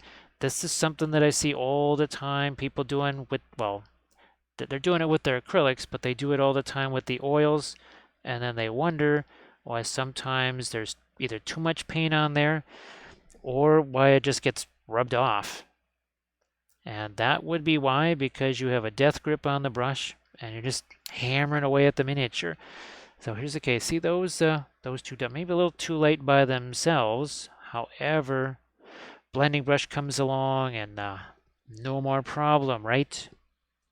Problem is solved. Now what we did on the other side, we will do on this side. Yeah, like so. Now the other thing that can happen with the 3D printing places, and this is something that Grimm taught me, he's and a couple of other folks, I think Lamines also said the same thing. As excited as you are when those new files come out February 1st, and let's say February 2nd or 3rd, you get the email, here's the links, download the files. Yeah, don't be a hasty little hobbit and download those right away because there could be missing files like these. These files, for whatever reason, were not on the My Mini Factory thing for download until January. It was the December It was the December pledge release. Yet it wasn't until January that I actually found the darn files. And this is pretty much true for all of them. Every single one, you get this email right before the end of the month saying download the files, and you're like, I did that a month ago, or 3 weeks ago, or 4 weeks ago.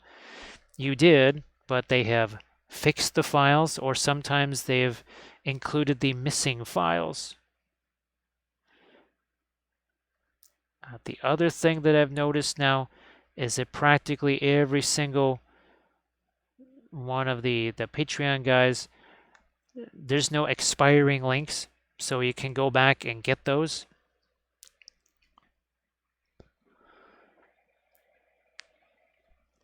I know I did tons of videos now that include things like, boy, I really wish I knew this about 3D printing when I first got started.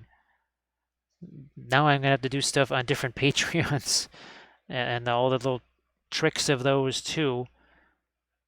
Because again, I was not aware that it was probably best to not be downloading those files right away. And then there's some, like the Printing Goes Ever On, where you download a bunch of files and they're not the supported ones, which sometimes is no big deal. But generally, the Printing Goes Ever On, the supports are done pretty well, which is why they take a little while for them to do.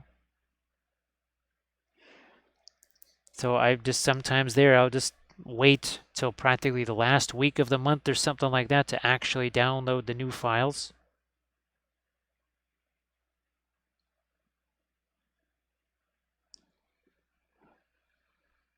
And I'm sure that other folks have run into the same thing. I know that Laminess certainly has, and Grim, they both kind of said, yeah, as excited as I get about that, that first day of the month, there's new miniatures, new files to be had. Sometimes you just gotta wait. Doji, how you doing? It's nice to see you back. It's the last of, well, it's not the last of the Walrus guys. It's the last of this set, because typically Archvillain does stuff like this in basically sets of 4. Your kind of mid-range monsters like this. We've got one of the trolls already printed out, so we might be painting this guy maybe next week, depending.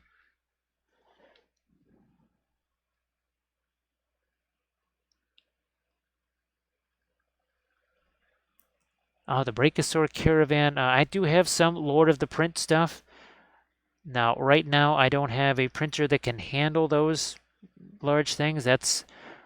That is something that I'm hoping to rectify pretty much next week. That's the goal anyway. Well, at least have the printer in hand. The printer in operation, not so much, because there's nowhere to put it right now. But hopefully having at least the printer. So Doshi, I'm glad that you're able to hang out with us for a bit here. We did the same sort of pre-glaze, everything else. We have to get some of the same, remember the violet there in the shadow areas? That's what we did on this guy that we liked so much. That's the one from last night.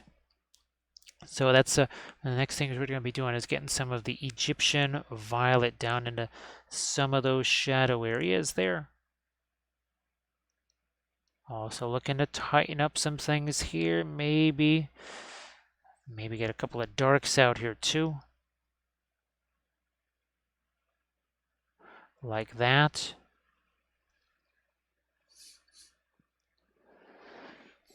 So Doji, that's really not too much of a variety. There tends to be something like a Van Dyke Brown, maybe mixed with a little bit of the Terra Rosa. And I actually have a ton of, now this one here, I think we actually use the French Indian Red, which is basically a different version of the Terra Rosa. And this is actually one of my videos that I did. Let me see if, it might be difficult to find the various boards of that, but let me see if we can find the different boards here. There we go. There's the portrait. So, yeah, it was French Indian Red because here's the chart. So we did the color chart with the French Indian red, and then we did the little portrait right here, and then we did the miniature. Now the Van Dyke brown, the idea behind that, and the as part of the pre-glaze is that that's the greenish color in your shadows, right? So it's basically there, right? You don't have to add that later. And then the Fanchon red, that was added. But the Terra Rosa is a semi-staining color, so you can use that for some skin tones here. This is our AON right here. Lots of the Terra Rosa. I think there's a little bit of asphaltum too, but a lot of the Van Dyke brown in that pre-glaze, which gave us some of the grays here that are over her eyes and on her chin. Jakandar, what's funny is that now I have 3 different Oliphants. 2 of them are gonna, well, in February anyway, because that's the Printing Goes Ever On is doing Oliphants, which should be, and now we have the Titan Forge one, and I've got the Kurzlik one. Now, of course, those are both out of scale. The Titan Forge one is way too big for Lord of the Rings. I'd have to scale it down almost 20%. I mean, the Titan Forge figures are just big. That's just how it is. It's not like that's bad. They're just that scale. The Kurzlik stuff is almost always scaled larger than it should be for some reason. But Printing Goes Ever On tends to get stuff just right. Now, the Monster Mini Mayhem, they did something like 4 dragons as part of, I think it was their January release. It was either January or December. And those are magnificent, but I think I could print them out on the Sonic Mini 4K, but you're looking at 5 8-hour prints, and that's not going to happen. We'll just wait till we get the bigger printers.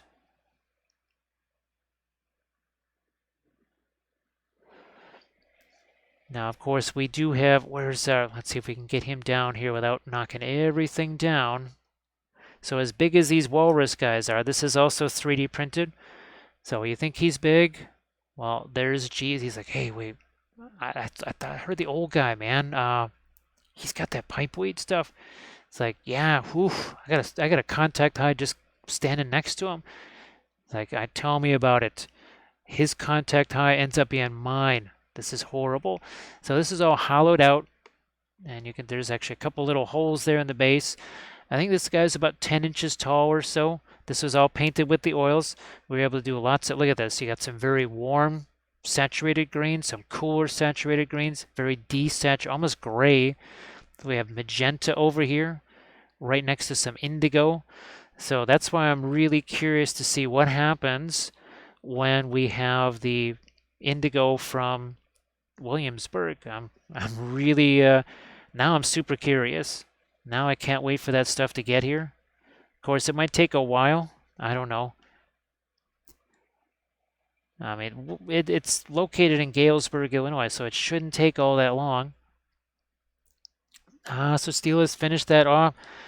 Steel, I know you have, well, if you have any sort of Instagram work in progress pics of that or something like that and you want to throw it in the chat, feel free. Because I know you've been really, and I've got something now that has to be done by January 31st. And it's something that I'm still sculpting right now, so that should be interesting.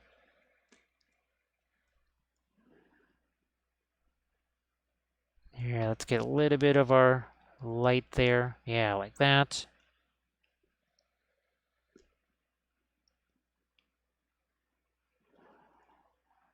More here.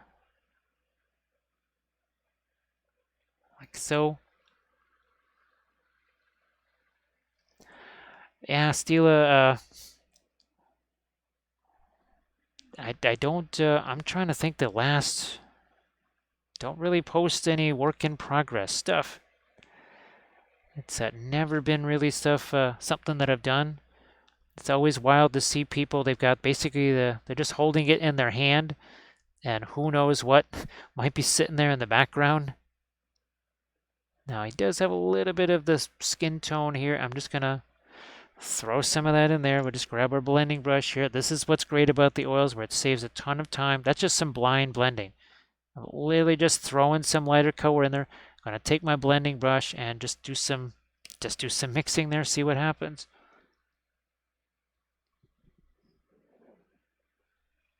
Well, Jakendar, let's see, our Moria army here. So all of the, what we did on a 12-hour stream, we painted 15 of those goblins with full-on non-metallic metal object source lighting. Yeah, it was a 12-hour stream, 15 of those guys. And then, well, oh, where's my, not the wardens, where are they at here? Let's see, the Mandos here, that was just 3 streams to paint those. 3 streams to paint, all including making the bases on those Shadow Stalkers.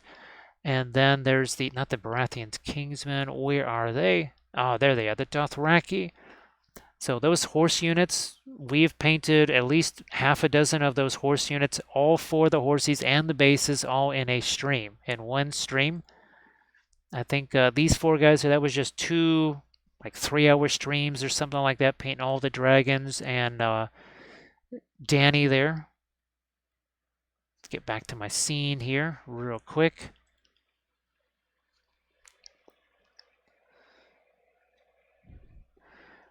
Gonna try and lighten this up a little more. Also give it a touch of some blue as well, just to separate that a little bit from all the other warm colors that are here. Now, again, part of it is when this is what you do for a living, you gotta haste makes waste for sure.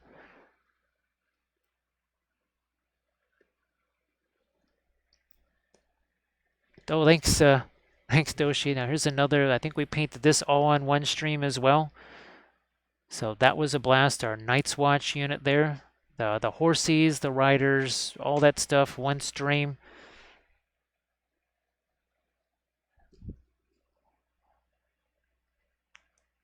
And that's, well, the, like people are saying, the benefits of the oils are just so immense because there's so much work that you don't have to do. There's so much blending that just happens by itself where you don't even have to do anything. That's part, that pre-glaze, right? This thing is mostly pre-glaze and just dry brushing over some of the lighter colors which mixed with the pre-glaze. Then remember we took these, we added these little darker, sharper things. Now we're, that has set a little bit. It's not dry, but it is set. We're going back in now with some of our lighter color, putting some texture into here, a little bit of texturizing. Also getting a little bit of reflected light because it's fun to look at reflected light.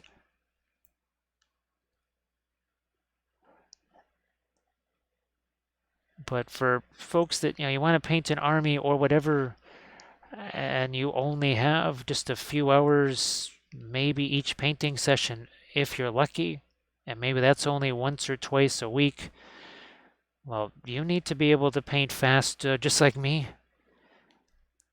just so that you can get those things done. And if the oils can also make that more relaxing and just a little bit more mellow, you're not racing against the clock, well, that's all the better, right? So see, we did this here, that's the snow reflecting up onto that part of the blade.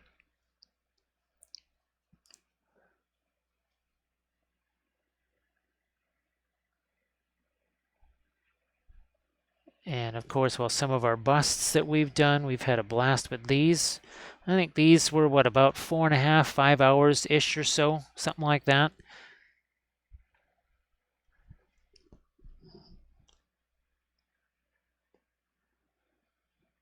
Now, so Jakendar, these are only by tomorrow. These will be mostly dry, and 2 days from now, they'll be so dry I could practically put my Army Painter Anti-Shine over the top of them. And of course, well, when I'm working here, when it's for me, obviously I'm working on my stuff, I'm working on dozens of figures, if not potentially hundreds of figures at the same time. Or if you're working on a really large figure, what do? You kind of rotate around on that figure. You say, okay, I'm going to just let this part of the figure sit for a couple hours. There's some part of this figure that haven't been touched since maybe 3 hours ago. The paint's not dry, but it is something that we call set. So it's not dry, but that paint's actually been on there long enough to where you could maybe take your blending brush, go in there and do some of, we call it a little bit of brushstroke management. That's kind of a late stage thing. Here we're back into some of that Egyptian violet. I'm going to throw that into some of these shadow areas just because.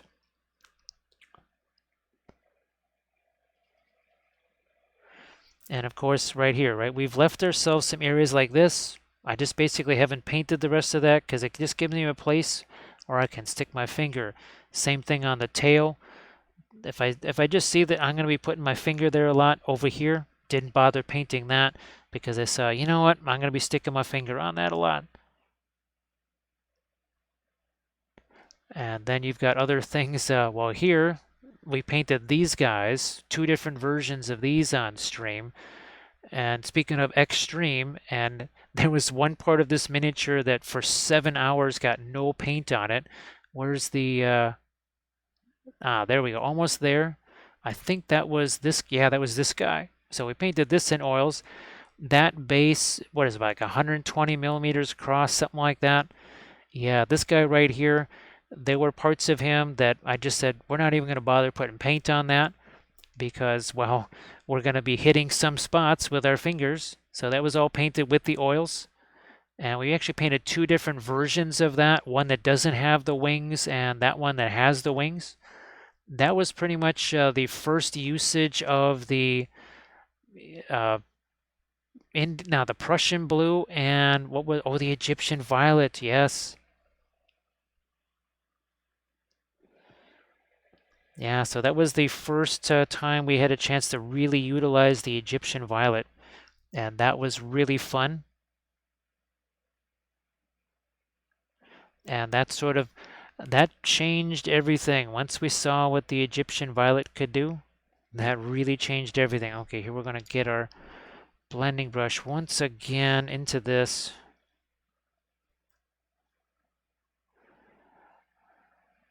And it's just a little bit of a tap, tap motion. That's all we need.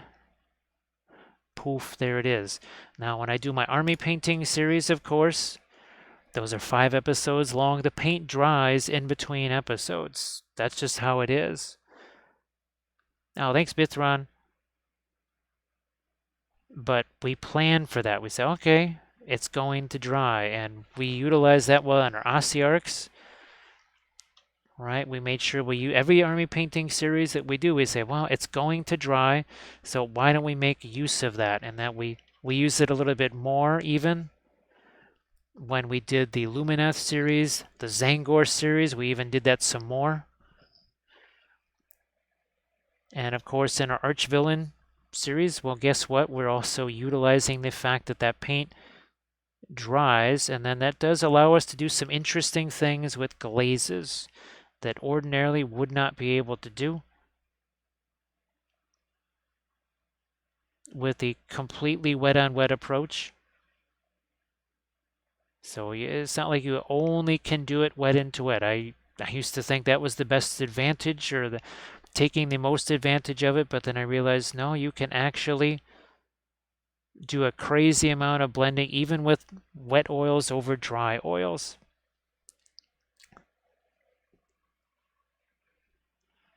No one more surprised than me, let me tell you. I was quite surprised at that. Because there was a time where I just wouldn't even bother painting something in oils if I thought, well, it's just going to dry. I won't be able to get to everything on this.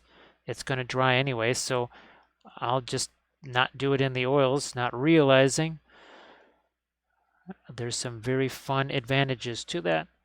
Now, you see, I put some of the purple in here. It's essentially another one of those mid-tones that we talk about. It's not quite dark, it's not quite light, but it's down the middle. I mean, you figure if your lightest colors, these go 1 to 10, right? So 1 and 2 are your lightest lights, 9 and 10 are your darkest darks. Well, That leaves you 3 through 7, or no, 3 through 8. So do something with that. Don't just take a bunch of flat, dead grays or whatever. Take purple and green, mix them together, make a nice gray. Take Van Dyke brown and pink and make another type of gray out of it. Take indigo and brilliant yellow pale and make another type of gray out of it. And your miniatures will look way more interesting for not much work.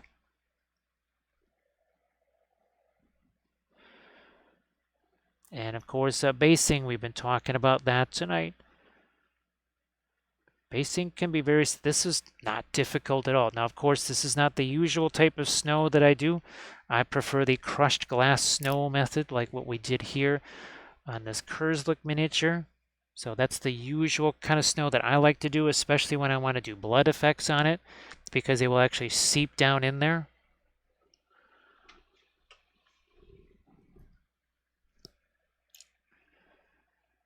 Which, when you got the other types of snow effect, it basically just looks like red paint sitting on top of the snow, because that's basically all you're doing. Whereas the crushed glass snow, which you will now be able to get from Armored Wolf, the secret weapon is no more. So if you want the crushed glass snow, Armored Wolf is the place to go.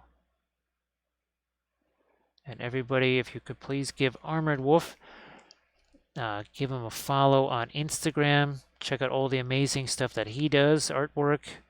And of course, check out Armored Wolf's Etsy page. We always talk about the dice bags, but there's more than the dice bags. Journal covers, wearable stuff, all kinds of really fun things. And of course, we have to make sure that Armored Wolf never gets any sleep either, because there's no sleep in Wappelville. The last 3 days, especially the last 2 days, we have completely kept that intact because there's been no sleep here. We're actually using a little bit of the burnt umber. Yeah, we're going to respect the umber still a little bit here.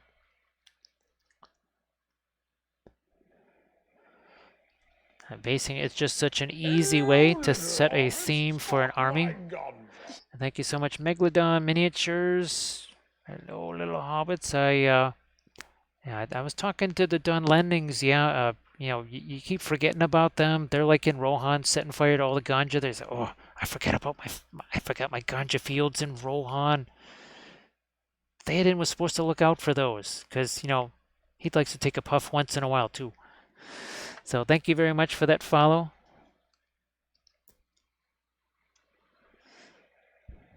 And, well, what were some of the phrases we have about basing? Oh, yeah, nothing replicates nature quite like nature.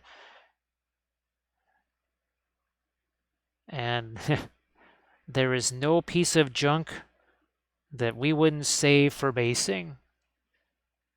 No piece of junk we wouldn't use for basing. Of course, you have a lot of nifty technology like the Green Stuff World texture rollers. I mean, these things are really fantastic. Our Egyptian roller that we used on all of our Sons of Sekhmet figures, those were really a blast.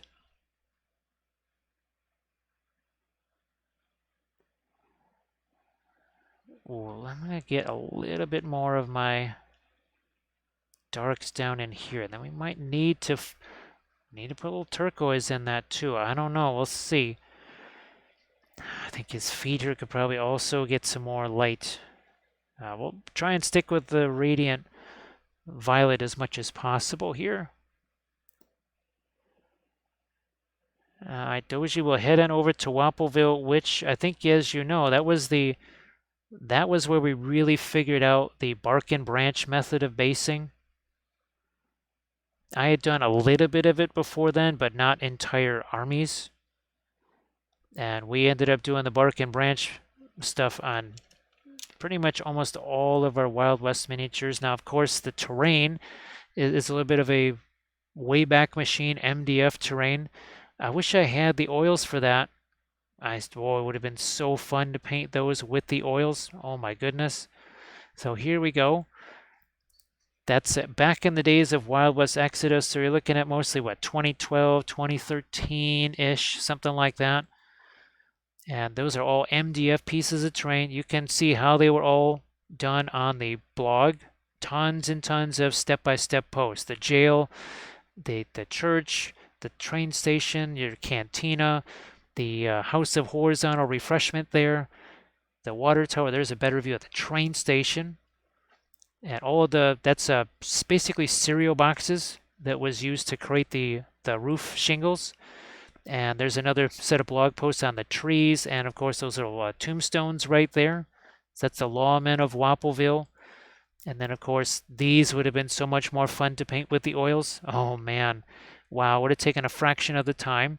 And again, that's where I was really starting to figure out the bark and branch basing. Actually, Dano, you see that one, that base on the right-hand side? See the little snake right there?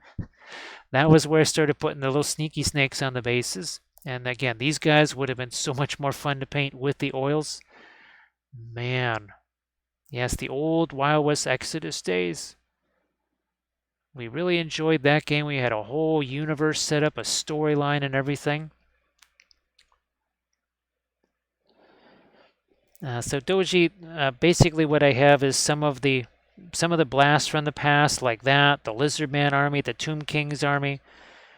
And when somebody redeems the channel points there, it just becomes a good reason to show people maybe some stuff that, well, boy, I really wish I had the oils for this, or this is some of the first stuff I did with oils, or here's the old version of the Sisters of Battle, like we did earlier. We were showing off the Sisters of Battle that we did years ago, and then we showed that the new stuff that we're doing with them.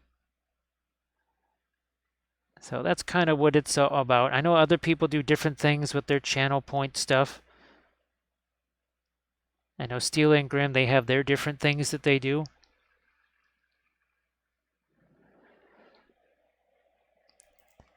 Yeah, oh, the factory roller, and actually I have the tank track roller. And believe it or not, I was thinking about doing that with those 40K bike bases. I was almost thinking about rolling that through the Daz air drying clay just to see if I can't make some tracks there and then do the muddy water stuff in the tracks. Because I haven't done that yet. I think I sort of did something a little bit like that on my display board for my bolt action French army. Yeah, that was my bolt action French army. I did a little bit of a road, and they were going down that road, and I think I had some tire tracks with some water in the tire tracks on the road. So you could see there actually is some texture right there. I just kind of helped it along a little bit, making it a little bit lighter. So yeah, Dan, I was trying to think, what could I do with those bike bases? And then I realized, wait a minute, what if I could just maybe do some of the bulletin board cork, build something up, and then use the Daz air dry clay, kind of spread it out on top of that, and then roll that roller through it, because it doesn't have to be pristine, right? That doesn't have to be pristine, and maybe then I could again fill in those areas with some of the water.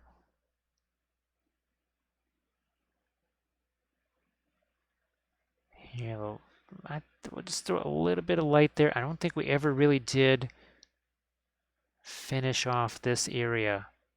Need to get a couple of more lights here on his face. I don't want to lighten this up too much, though.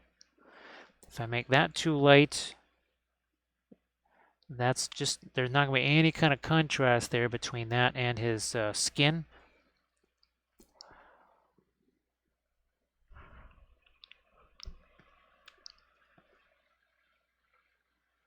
One second here. I'm just going to, I want to see, can I get a little bit of a light over here too? Yeah. As much as I was liking this being darker than the overall skin on his face, I don't think I want to do that as much as I originally thought.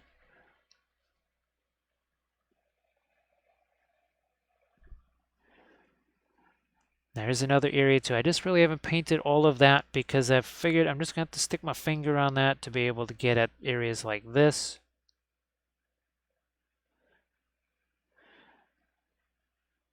And as you work with the oils, you just get better and better at maybe planning that kind of stuff.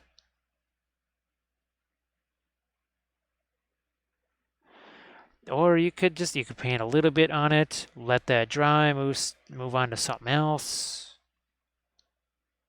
I think we all have plenty of miniatures to paint. We recommend this all the time. Don't just be working on one figure at a time.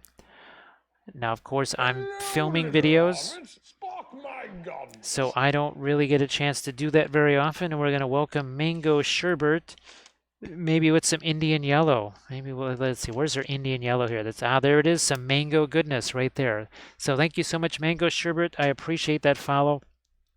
Of course, Gandalf does too. He's just hiding out with his Lucky Charms there in our little cup there.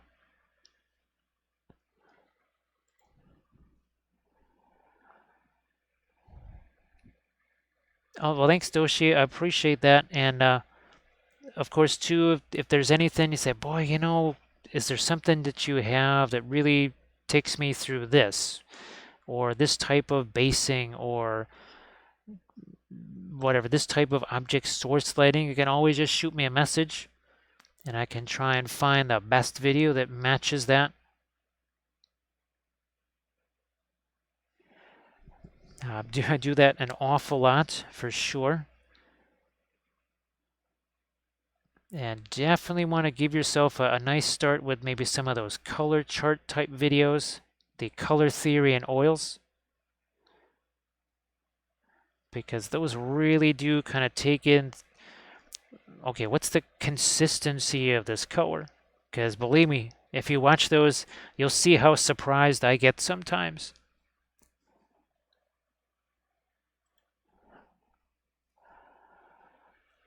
Oh, thanks so much, Mango. Appreciate that. So, Mango, I hope that you're having a good night or morning, as the case may be, because it's almost midnight here. It's 11:57. Oh, we need a little more see, we need some reflected light down there. And what is it pointed towards? Pointed towards his skin, which means we gotta start thinking some violet over here. Poof. There. Not just reflected light, but reflected light that makes some sense too. That's much better. And you can see too, it's kind of, you got the dark here. Now we've got this sort of middle tone. All of this is middle tone there. So 4 p.m. I know that in Australia and such, usually when it gets to be the later evening or late or early morning hours, it gets to be supper time over in Melbourne and Tassie and such.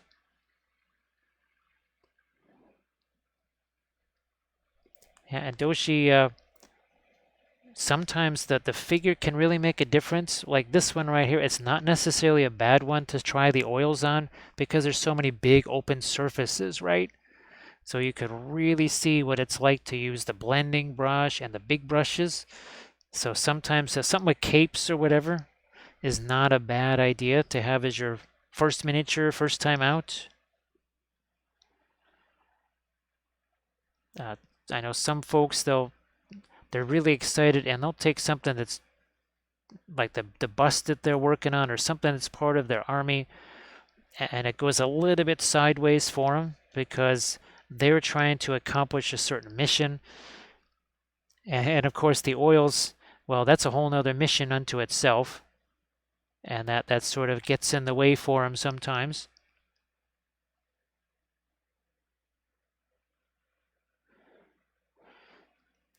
And of course sometimes there's a learning curve. I mean, there was for the 3D printing. I'm still, holy smokes, I'm still learning every single day.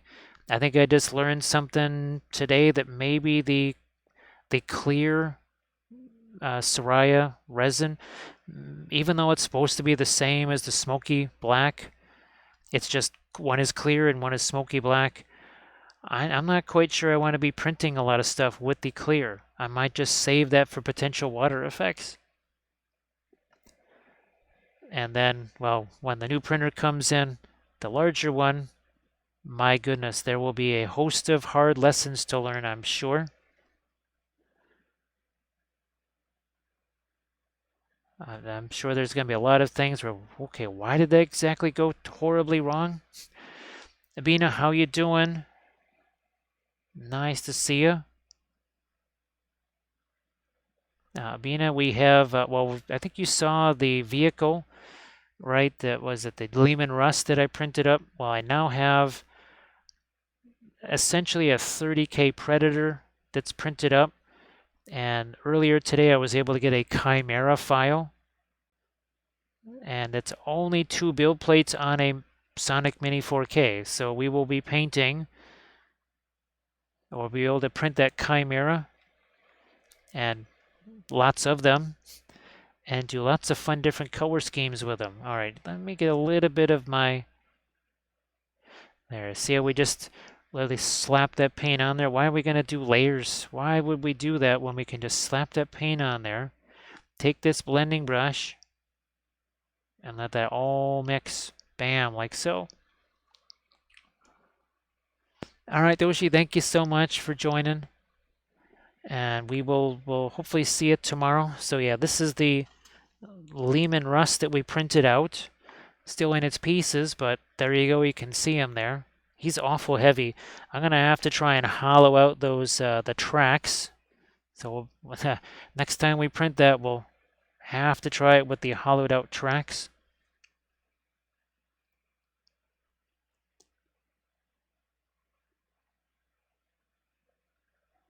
Get a little, yeah, see here, this is it's reflected light, but it's got gold in it. It should have his skin color reflected in it. There we go. We switched that over to some violet there. Now, actually, Abina, how has the printing been going for you? I don't know if you've had any kind of wild temperature fluxes there that maybe have made it difficult today to print.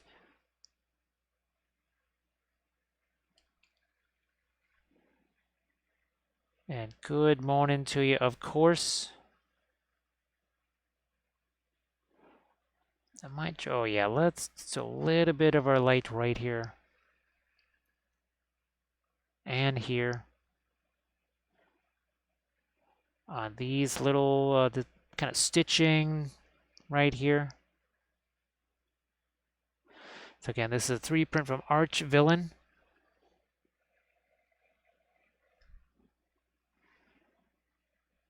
And we've got one of the trolls sitting over here, just kind of waiting, ready to paint. Or, well, we'll get primer on him. And that might be something that we're painting during the week. It kind of depends here. But there he is. That's what, part of the same December pledge as this guy was.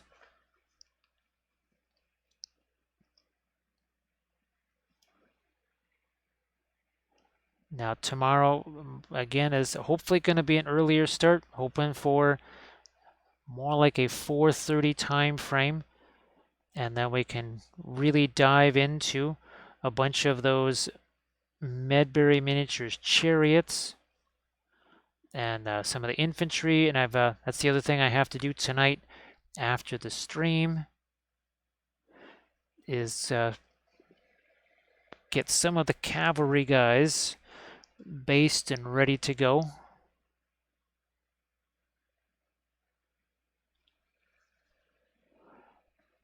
Now here you can see I just sit my finger on my thumb. So here I don't necessarily have to be sticking my finger on the miniature. Let's see if I can maybe start to get some lighter tones on these spines or spikes or whatever, since we won't be touching those really anymore. And now I can maybe get out to this area over here, do a little something out here. But there's a lot of wood texture out here. A lot of bark texture on this, my goodness. And we're once again trying to utilize our pre-glaze for sure. So no temperature issues there. Boy, Ibina, that's really fantastic.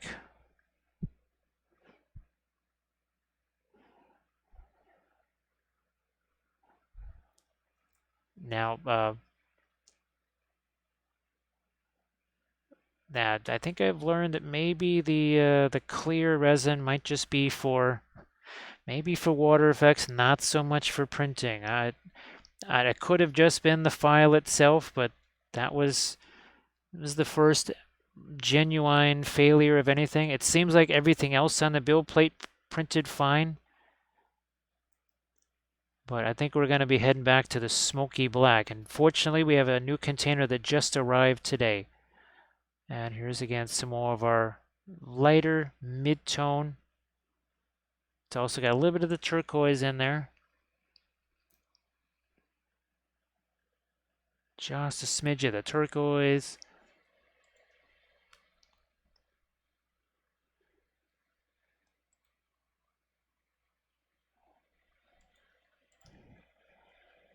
Maybe some of this is the blue here. This is the radiant blue. Couple of areas maybe on the skin that I might play with this here. Especially stuff that's well pointed down towards the snow, right? Pointed towards the snow. Let's get a little bit of not just some lights on there, reflected light from the snow. Let's also try and reflect some of that color too. And you can see I'm literally just slapping this on there. Take this blending brush here. And we'll just drag those. Like that's all it takes.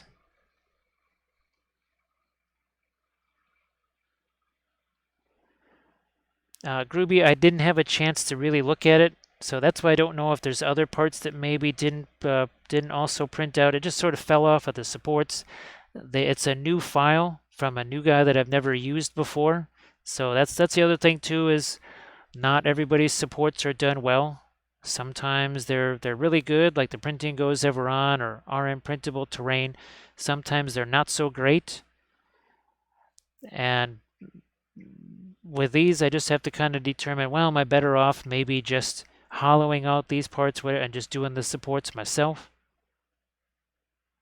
But yeah, it was this. I only just saw it right before I started the stream here, so I didn't have a chance to really get a good look at what was going on with it.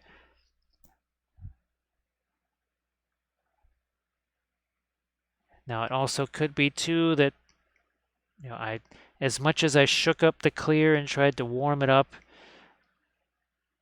because again it was a new jar that had been open. It's resin that had been here a good month and a half, maybe or so, at least about the last month or so. I think it was like a late Black Friday sale, so yeah, it's probably been here about a month and a half, and maybe it just, as much as I shook it up, maybe I needed to shake it up some more.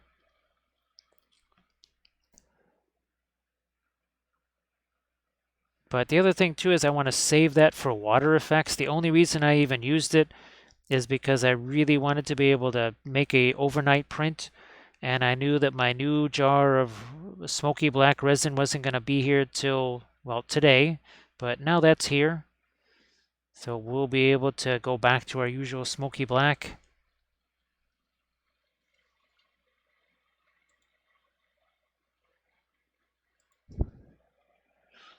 I'm gonna go. Oh, I'm gonna go to a little bit lighter color here, and let's do some right along the edge of this here. There we go.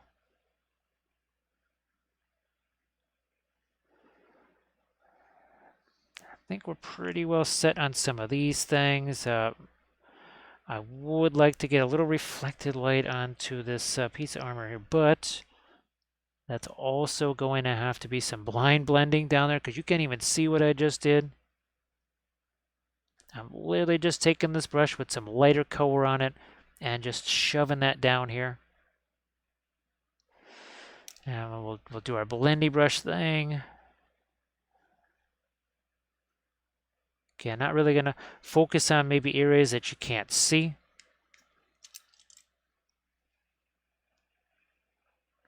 Also, too, it's all in shadow, right? So we don't want to do too much with highlights on that, of course.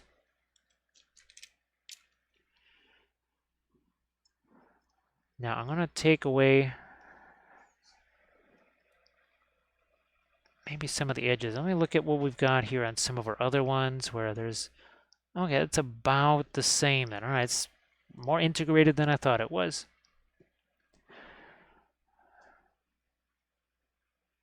All right, so I think, let's see, we got Jinxed out there. We also have well, he's playing games. Hopefully Jinxed is maybe doing some painting. All right, so Jinxed is actually doing some painting. Everybody else that I've checked is not actually doing painting. So just over the next couple of minutes here, we'll just hit some of our final things because it's after midnight here and I have a lot of stuff to set up for tomorrow because we want to get that earlier start, which means, well, I also have less time to prep miniatures. And again, we're trying to prep a bunch of them. All right, because we want to be doing some more of our Medbury stuff. So this is our Candace chariots. So these are 3D printed, and we're going to be doing a lot of freehand because here is, let's see, we've got an example of one of them here somewheres. Where did you go? There's a printed, painted, there we go.